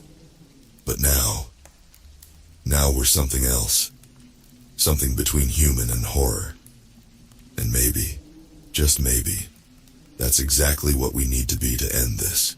The forest trembles. It knows. A storm is coming. A war. And this time, we're not fighting for the forest. We're fighting against it. As night falls, we move deeper into the woods, towards the heart of the forest's power. Towards our possible salvation or our final damnation. Behind us at the edge of the forest, lights appear. Flashlights. Cameras. The ghost hunters have returned, with reinforcements. The battle for Gifford Pinchot National Forest is about to begin, and God help us all, the forest is at war with itself. We move through the darkness, a ragtag group of former monsters trying to remember how to be human. Mitch, Sarah, myself, and a dozen others. Behind us, the sounds of chaos. Ahead, an eerie silence. We're headed for the heart of the forest, the source of its power. We don't know what we'll find there, but we know it's our only chance to end this nightmare. The trees seem to close in around us, branches reaching out like claws. The air is thick with spores that glow faintly in the darkness. With each step, the forest fights us, tries to reclaim us. Jack, Sarah whispers, her voice strained. I can feel it. The hunger, it's getting stronger. I nod grimly. I feel it too. The pull of the forest, the seductive whisper of power and endless feeding. It would be so easy to give in, to lose ourselves again in that insatiable appetite. But we resist, we remember, we push on. Suddenly the ground beneath our feet begins to tremble. Roots burst from the earth, writhing like tentacles. The forest's last line of defense. Run! I shout, but it's too late. A massive root snares Mitch's leg, dragging him down. Others lash out, wrapping around limbs, torsos, necks. We fight back with a desperation born of newfound humanity, tearing at the roots with hands that slowly sharpen into claws. I hear a sickening crunch as one of our group is crushed, their body collapsing in on itself. Then another, and another. Jack! Sarah screams. She's being pulled into the ground, the earth opening up beneath her like a hungry maw. I lunge for her, grabbing her hand. Our eyes meet, and I see the struggle there. The human fighting against the monster. For a moment, I think I've reached her. Then her eyes glaze over, that familiar, terrible grin spreading across her face. But I'm so hungry, Jack. She purrs, her voice no longer her own. Aren't you? Her hand, now tipped with razor-sharp claws, slashes across my face. I stumble back, feeling hot blood trickle down my cheek. Sarah disappears into the earth, lost to the forest once more. Around me, the battle rages. Those of us still fighting are outnumbered, outmatched. The forest is reclaiming its children, one by one. A deafening roar shakes the trees. In the distance, I see flames. The ghost hunters. They've set fire to the woods. The forest screams in pain and rage. The roots retreat, slithering back into the ground. Those of us left standing look at each other, battered and bloodied. Half our number gone. We have to keep moving, I say, my voice hoarse. The fire will slow the forest down, but it won't stop it. We need to find the source. We press on, the glow of the flames lighting our way. The smoke burns our lungs, but it's a clean pain. A human pain. We cling to it. Hours pass, or maybe days. Time has no meaning here. We lose more of our group along the way, to injury, to exhaustion, to the relentless call of the hunger. Finally, we reach a clearing. And there, in the center, stands the cabin. But it's different now. Larger, ancient. Its walls pulse with a sickly green light.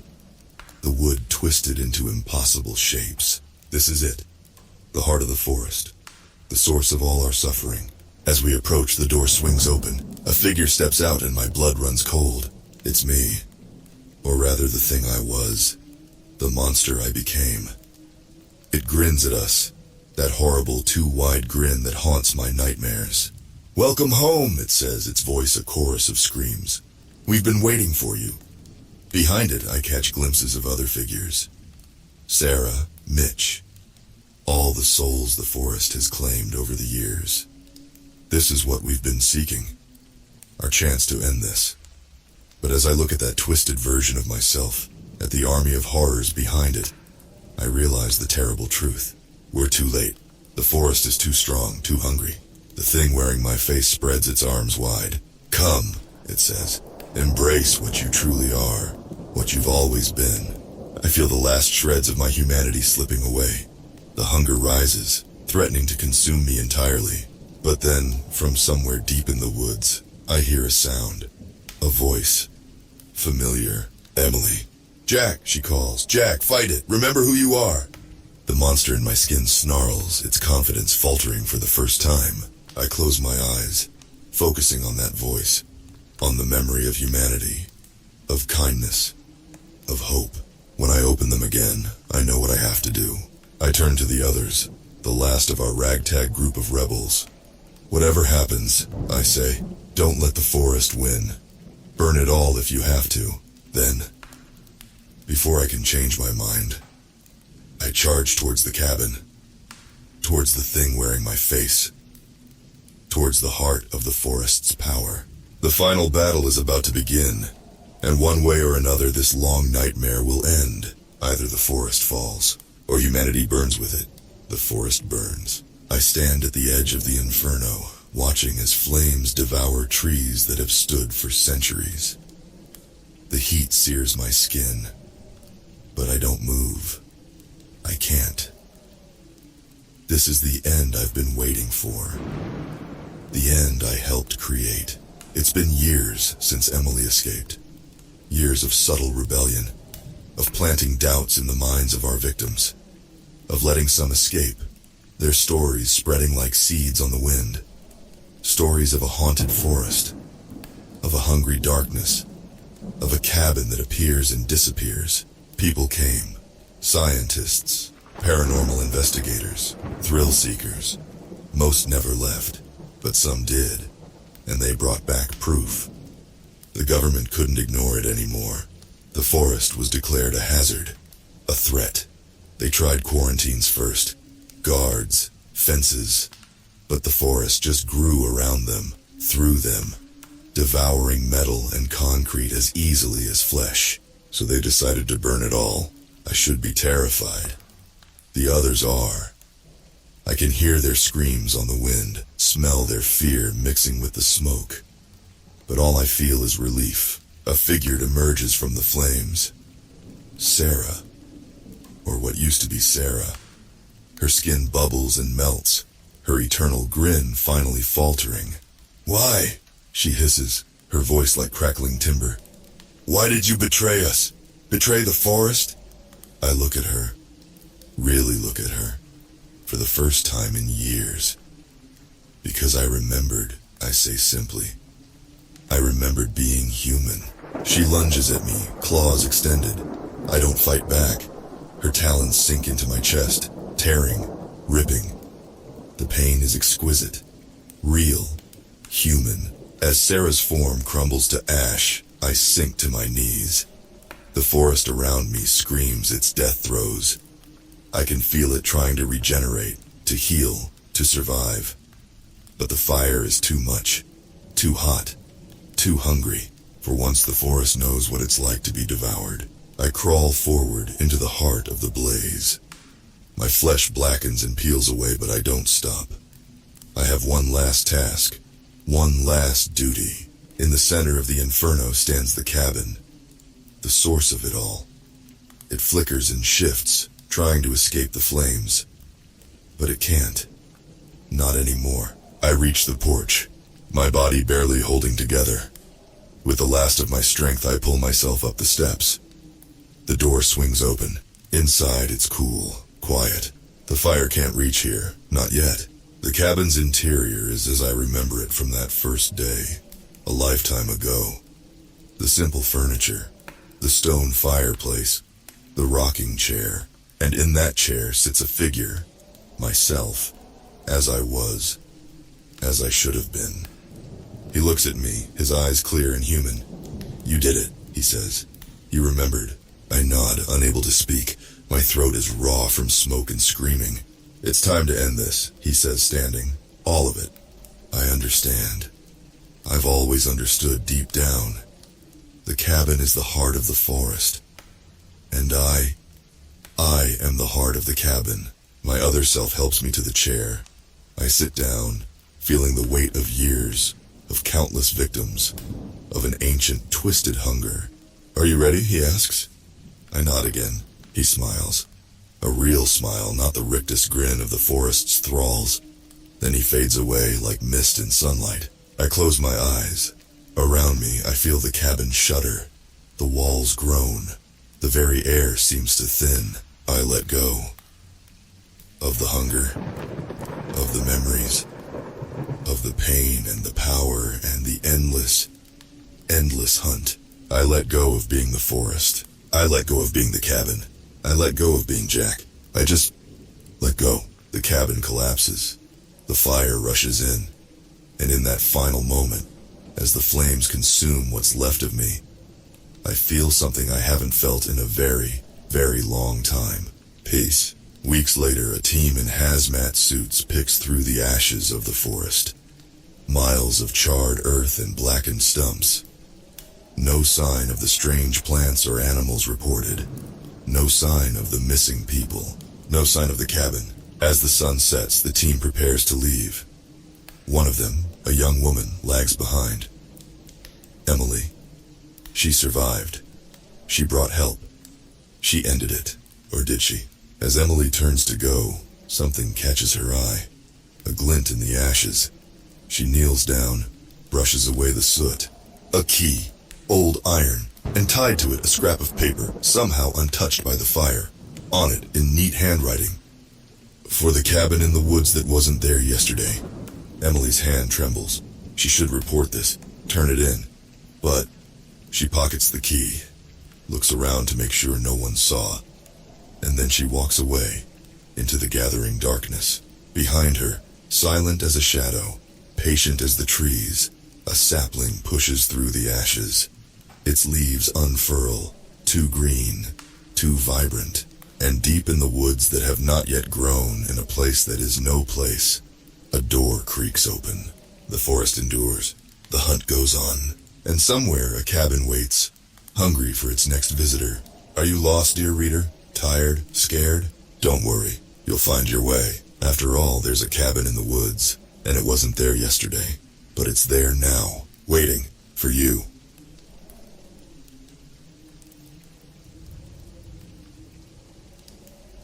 In the heart of the Pacific Northwest, where the trees touch the sky and the air is always damp, I found something that would change my life forever.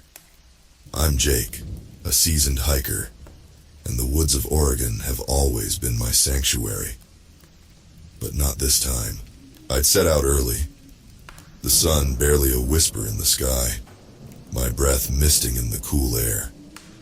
The trail was familiar, a winding path through towering Douglas firs, their needles crunching under my boots.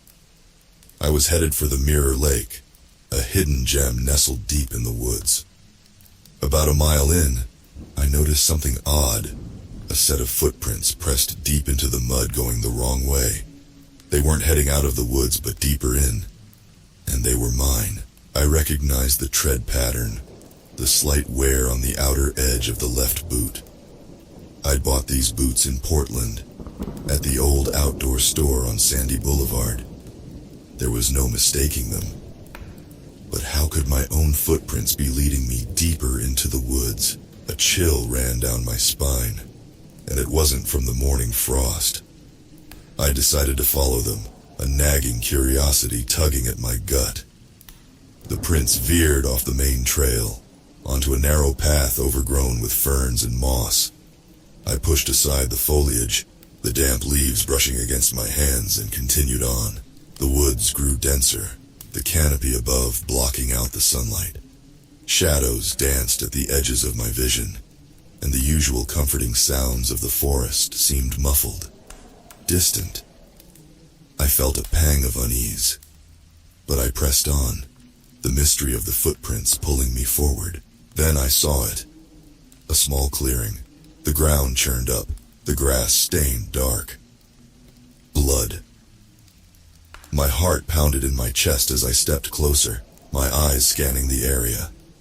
There, half hidden under a bush, was a shoe. My shoe. The mate to the one still on my foot. But it wasn't empty. It was still on a foot attached to a leg, the rest of the body hidden in the underbrush. I felt bile rise in my throat as I pulled back the branches, revealing the grisly sight. It was me. Or at least, it looked like me. Same clothes, same build, same face. But the eyes were empty, the skin pale and cold. I stumbled back, my mind racing. How could this be? I was standing right here, alive and breathing. But there I was, dead on the forest floor. I felt a wave of nausea wash over me, and I doubled over, retching into the bushes. When I looked up, the body was gone. The blood, the churned up earth, all of it, vanished. The only thing left was my shoe, sitting neatly in the grass. I picked it up, my hands shaking, and turned to run. But the woods had other plans. I ran, the shoe still clutched in my hand. The forest now a blur of green and brown.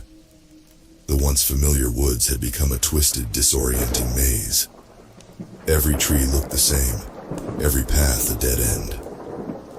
Panic surged through me, my breath coming in ragged gasps. The sun had risen higher, but the woods seemed darker, the shadows longer. I could swear I heard footsteps behind me, echoing mine, but every time I turned, there was nothing. Just the empty woods, staring back at me. I stopped for a moment, leaning against a tree to catch my breath. The bark was rough and reassuring against my back, a small comfort in the midst of this madness. I looked down at the shoe in my hand, the mud caked around the edges, the laces still tied. It was real. This was happening. Then I heard it. A low growl, almost like a rumble of thunder, but closer, more menacing. I scanned the woods, my heart pounding in my ears. There in the shadows, something moved. A figure, tall and broad, the shape unmistakably human, but the way it moved, it wasn't right. It was jerky, twitchy, like a marionette controlled by an unseen hand. It stepped into the light, and I felt a scream build in my throat. It was me, or at least it looked like me. But the eyes were wrong. They were blank, empty, like the body I'd found. And the face was twisted, contorted in a snarl that was pure animal rage. It lunged at me, a guttural roar ripping from its throat. I stumbled back, terror gripping me like a vice. I turned and ran, the thing, the other me, hot on my heels. I could hear its breath, ragged and harsh, could feel its presence like a physical weight pressing down on me. I dodged around trees, jumped over logs, my body fueled by pure adrenaline. The woods were a blur. My focus narrowed down to the next step, the next breath. I could see a break in the trees ahead, a glimmer of sunlight. The trail. If I could make it to the trail, maybe I could lose it. I burst out of the woods, the sudden sunlight blinding me. I stumbled, caught my footing, and kept running. The trail was clear, the path familiar. I could do this. I could escape, but the other me was faster, stronger. It tackled me from behind, sending us both crashing to the ground. I felt its hands, cold and clammy, wrap around my neck. I thrashed, kicked, clawed at its face, but it didn't seem to feel any pain. Its grip tightened, and I felt darkness creep into the edges of my vision. Then, suddenly, it let go. It stood up, tilting its head as if listening to something. Then, without a backward glance, it turned and ran back into the woods, disappearing into the shadows. I lay there, gasping for breath, my body shaking with shock and fear. What the hell was going on? What was that thing? And why did it look like me? I knew I had to get out of the woods. Had to get help. But as I stood up, I saw them. My footprints, leading back into the woods. The same prints I'd followed earlier. They were fresh, the edges sharp and clear, and they were going the wrong way. I stood there, staring at the footprints, my mind a whirlwind of fear and confusion. Every instinct screamed at me to run, to get as far away from these woods as possible. But I knew I couldn't. Not yet. I had to understand what was happening. I had to follow the prints. I took a deep breath, steeling myself for what lay ahead. The woods were quiet now, the usual bird song and rustle of leaves notably absent. It was as if the forest itself was holding its breath, waiting to see what I would do. I stepped off the trail, following the prints deeper into the woods. They led me down a hidden path, one I'd never noticed before, despite my years of hiking these woods. The path was narrow, overgrown, as if it hadn't been used in decades. Yet, there were my prints, clear as day, leading the way. The farther I went, the more the woods changed. The trees grew older, gnarled, their branches twisting together overhead like skeletal fingers. The air grew colder, damper, the scent of decay heavy and cloying. It was like stepping back in time, into a primordial forest, untouched by human hands. The path led me to a clearing, a perfect circle of grass surrounded by ancient trees. In the center stood a stone structure, a well, its sides covered in moss and lichen. It was old, older than anything I'd seen in these woods. A chill ran down my spine as I stepped closer, drawn to the well like a moth to a flame. The footprints led right up to the well, then stopped. I leaned over the edge, peering into the darkness. I couldn't see the bottom, but I could hear something. A soft whisper, like the rustle of dry leaves, or the murmur of distant voices. I picked up a pebble and dropped it into the well. It seemed to fall forever before I heard the faint plop as it hit water. The sound echoed, growing louder, more morphing into something else. A voice. My voice. "Help me," it whispered, the words echoing up from the darkness. I stumbled back, shock and fear coursing through me. What the hell was going on? Then I noticed something carved into the stone, half hidden by the moss. A symbol, a spiral with 3 lines intersecting it. I'd seen it before, in a book about local legends and folk tales. It was a symbol of the old ones, ancient beings said to dwell in the deep woods, luring unwary travelers with illusions and echoes. A cold realization washed over me. This wasn't real. The other me, the chase, the well. It was all an illusion. A trap set by something far older and darker than I could comprehend. I had to get out. Now. But as I turned to run, the woods shifted. The path disappeared, the trees closing in, their branches interlocking to form an impenetrable wall. I was trapped. Panic surged through me, but I pushed it down. I had to stay calm, had to think. There had to be a way out. I turned back to the well, the symbol catching my eye again. If this was a trap, maybe the symbol was the key to escaping it. I reached out, tracing the lines with my fingers. The stone was cold, almost painfully so, but I kept going, following the spiral to the center. As I did, the woods began to change again. The trees seemed to retreat, the darkness lifting. The path reappeared, leading back the way I'd come, but the well wasn't done with me yet. As I stepped back, a figure rose from the darkness, reaching out towards me. It was me, the other me.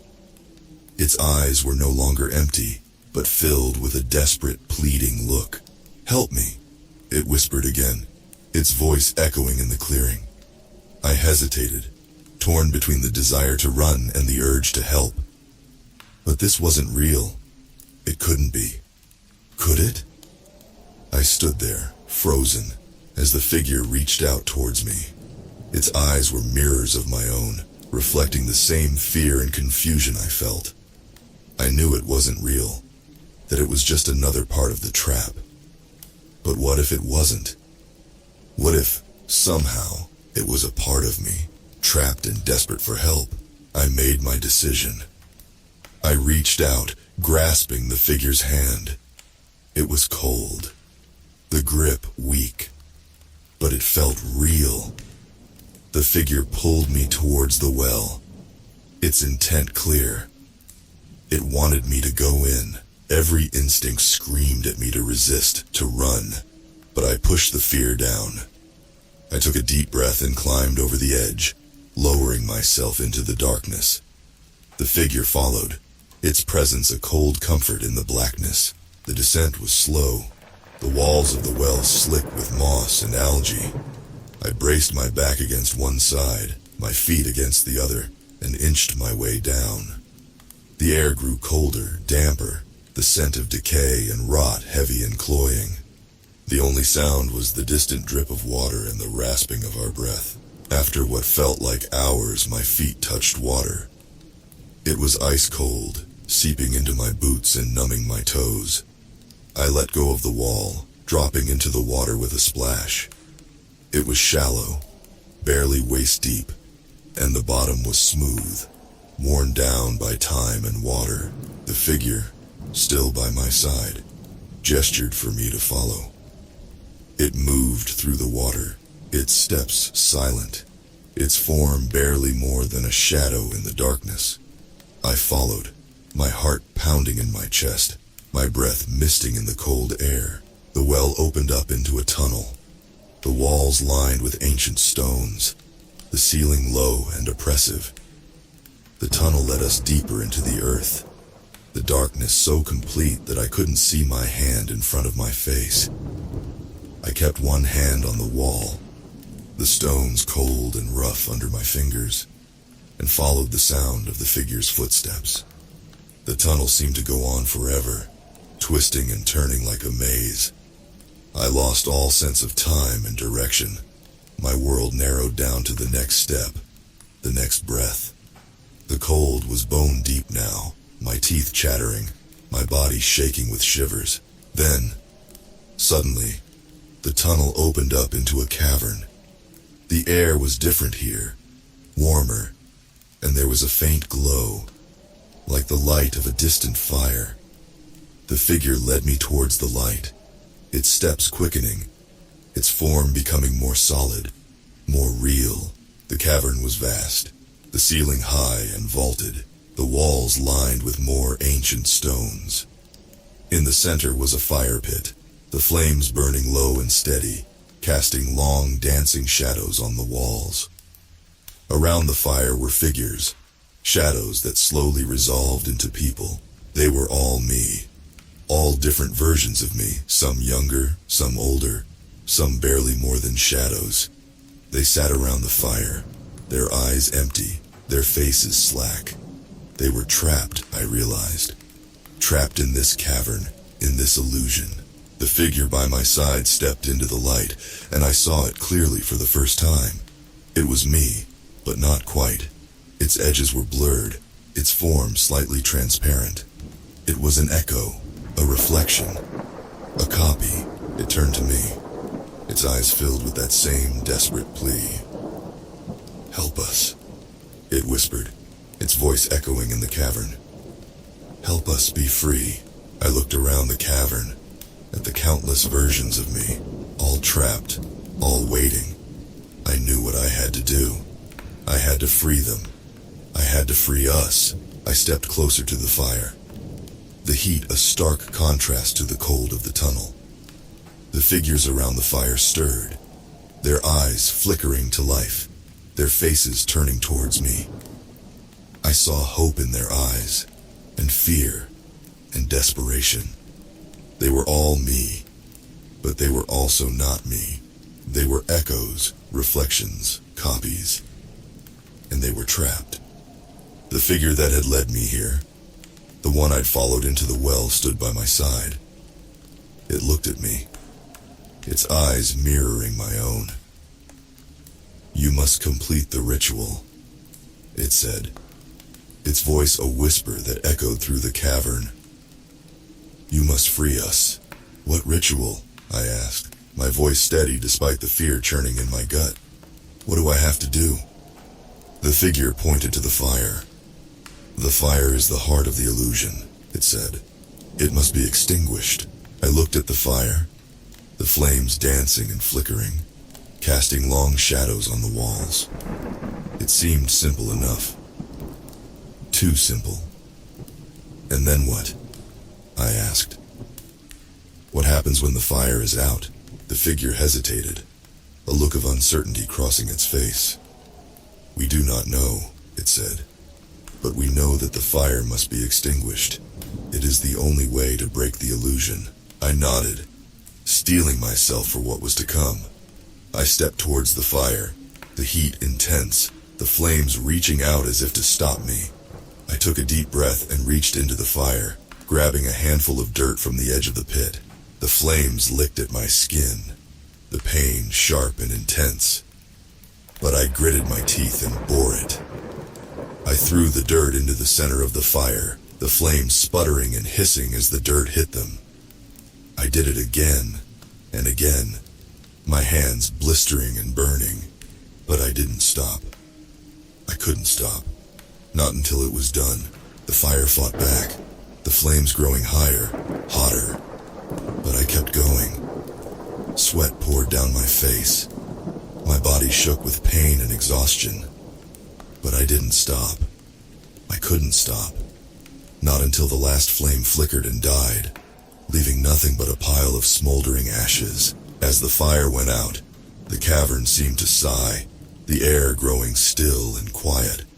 The figures around the fire pit stirred, their forms becoming more solid, more real. They stood up, one by one, their eyes filled with a mix of fear and hope. Then the ground began to shake. The stones on the walls rattled and shifted, dust and debris raining down from the ceiling. The cavern was collapsing. The figures looked at me, panic in their eyes. "What's happening?" they cried, their voices a chorus of fear. What do we do? I didn't know. I hadn't expected this. I looked around the cavern, my mind racing, my heart pounding. Then I saw it. A light, a faint glow coming from a tunnel on the far side of the cavern. A way out. Follow me! I shouted, my voice echoing through the cavern. I ran towards the tunnel, the figures close behind me. The ground shook and shifted beneath our feet, the cavern groaning and rumbling as it collapsed. We ran through the tunnel, the light growing brighter, the air growing warmer. I could see the woods ahead, the green of the trees, the blue of the sky. We were almost out, but the tunnel was collapsing too. The stones falling, the ceiling crumbling. I pushed forward, my lungs burning, my legs aching. I could see the exit, a circle of light just ahead. I dove for it, the figures right behind me. We tumbled out of the tunnel, landing in a heap on the forest floor. I looked back, just in time to see the tunnel collapse, the entrance disappearing in a cloud of dust and debris. We'd made it. We were out, but we weren't alone. We lay there for a moment, catching our breath. The cool air of the woods a relief after the heat and dust of the tunnel. Then, I looked up and saw them. Standing around us, silent and still, were more figures. More copies of me. But these were different. Their eyes were cold, empty, and their faces were twisted in snarls of rage and hatred. I stood up slowly, the others following suit. We were outnumbered, surrounded. I could feel the tension in the air, the promise of violence. These were not the trapped, desperate echoes we'd found in the cavern. These were something else, something darker. Who are you? I asked, my voice steady despite the fear churning in my gut. What do you want? One of the figures stepped forward, its eyes locked on mine. We are you, it said, its voice a harsh, guttural growl. We are the parts of you that you have denied, ignored, pushed down. We are your rage, your hatred, your fear. I looked around the circle, seeing the truth in their eyes. These were the dark parts of me, the shadows I'd refused to acknowledge. And they were angry. You left us down there, the figure continued, its voice rising. You left us to rot in the dark, but we are a part of you. You cannot deny us forever. I knew it was right. I had spent my life pushing down my darker emotions, refusing to acknowledge them, to deal with them. And now, they were here, demanding to be heard. What do you want? I asked again, my voice barely more than a whisper. We want to be free, the figure said. We want to be acknowledged, accepted. We want to be a part of you again. I looked around the circle, at the rage and pain etched on their faces. I knew what I had to do. I had to face them, accept them, make them a part of me again. But I also knew it wouldn't be easy. These were not just shadows, not just echoes. They were real, and they were dangerous. I took a deep breath, steeling myself for what was to come. All right, I said. I accept you. I acknowledge you, but I will not be consumed by you. The figure smiled, a cold, cruel smile. We'll see about that, it said. Then they attacked. It was a whirlwind of fists and feet, of snarls and screams. I fought back, the others by my side, our shared strength and skill a match for their rage and fury. But they were relentless, their attacks fueled by a lifetime of suppressed emotion. I took a hit to the ribs, the pain sharp and intense, but I didn't go down. I couldn't. I fought on, my breath coming in ragged gasps, my body aching and bruised. But with each hit I took, with each blow I landed, I felt a change. I felt the darkness inside me, the rage and fear and hatred, rising to the surface, becoming a part of me again. And as I accepted it, as I embraced it, the figures began to change. Their snarls turned to cries of pain and relief. their forms becoming less solid, less real.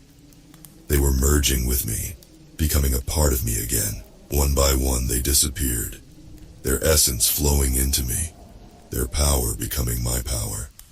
I felt stronger, more whole, more complete. I felt like me, truly me, for the first time in my life. But there was one figure left, the one that had spoken, the one that had led the attack. It stood before me, its eyes filled with a mix of fear and defiance. "You cannot deny me," it said, its voice barely more than a whisper. "I am your darkness, I am your rage, I am you." I looked at it, at the pain and anger etched on its face, and I knew it was right. I couldn't deny it. I had to accept it, embrace it, make it a part of me again. But as I reached out to it, as I prepared to take it in, a shadow fell over us. Something was coming, something ancient, something dark, something that wanted to keep us apart. The air grew cold, the sunlight seeming to dim as the shadow passed over us. I looked up and saw it, a massive figure, towering over the trees, its form made of writhing shadows and twisted branches. It was the Old One, the ancient being that had set this trap, that had fed on my darkness, my fear, and it wasn't going to let me go without a fight. The figure before me, the last echo of my darkness, looked up at the Old One, its eyes wide with fear. "You must fight it," it said, turning back to me. "You must defeat it, or we will all be lost." I nodded, determination burning in my chest. I had come this far, had fought through my own darkness, had accepted and embraced it. I wasn't about to be defeated now. The Old One attacked, its shadowy tendrils lashing out, the ground shaking beneath its power. I dodged, the tendrils missing me by inches, and struck back. I could feel the power of my accepted darkness coursing through me, guiding my movements, fueling my strength. The battle raged on, the Old One's attacks growing more desperate, more frenzied. It could feel its control slipping, could feel its power waning, and I could feel myself growing stronger, more confident, more complete. With a final, massive effort, I lunged at the Old One, my hands grasping at its shadowy form.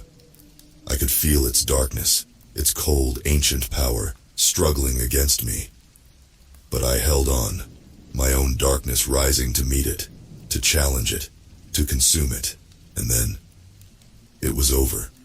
The Old One collapsed, its form dissolving into shadows, its power flowing into me, becoming a part of me. I stood there, panting, my body aching, but my spirit soaring. I had won. I had defeated the Old One, had accepted my darkness, had made myself whole. I turned back to the last echo of my darkness, the figure that had stood by my side during the battle. It looked at me, its eyes filled with relief, with gratitude, with acceptance. "Thank you," it said, its voice barely more than a whisper. "Thank you for accepting me, for making me a part of you again." I reached out, my hand touching its shoulder.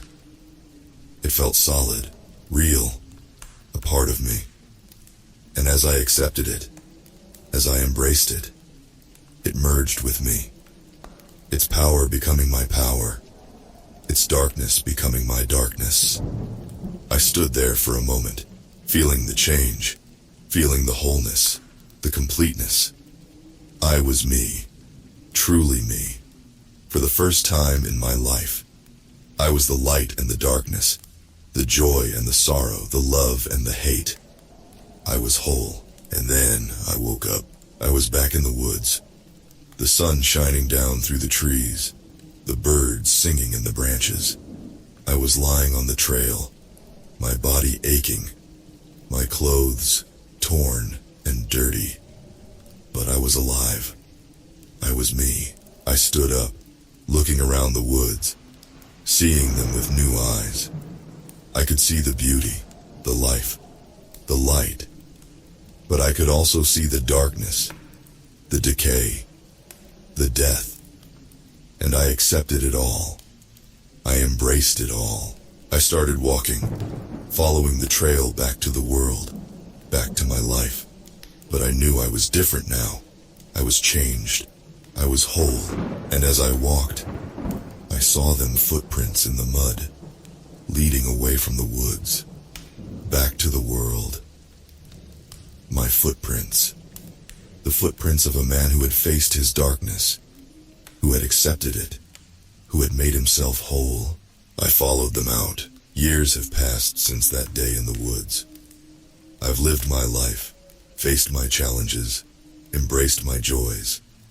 I've loved and lost, laughed and cried, fought and forgiven. I've been a whole man, a complete man, a man at peace with his light and his darkness.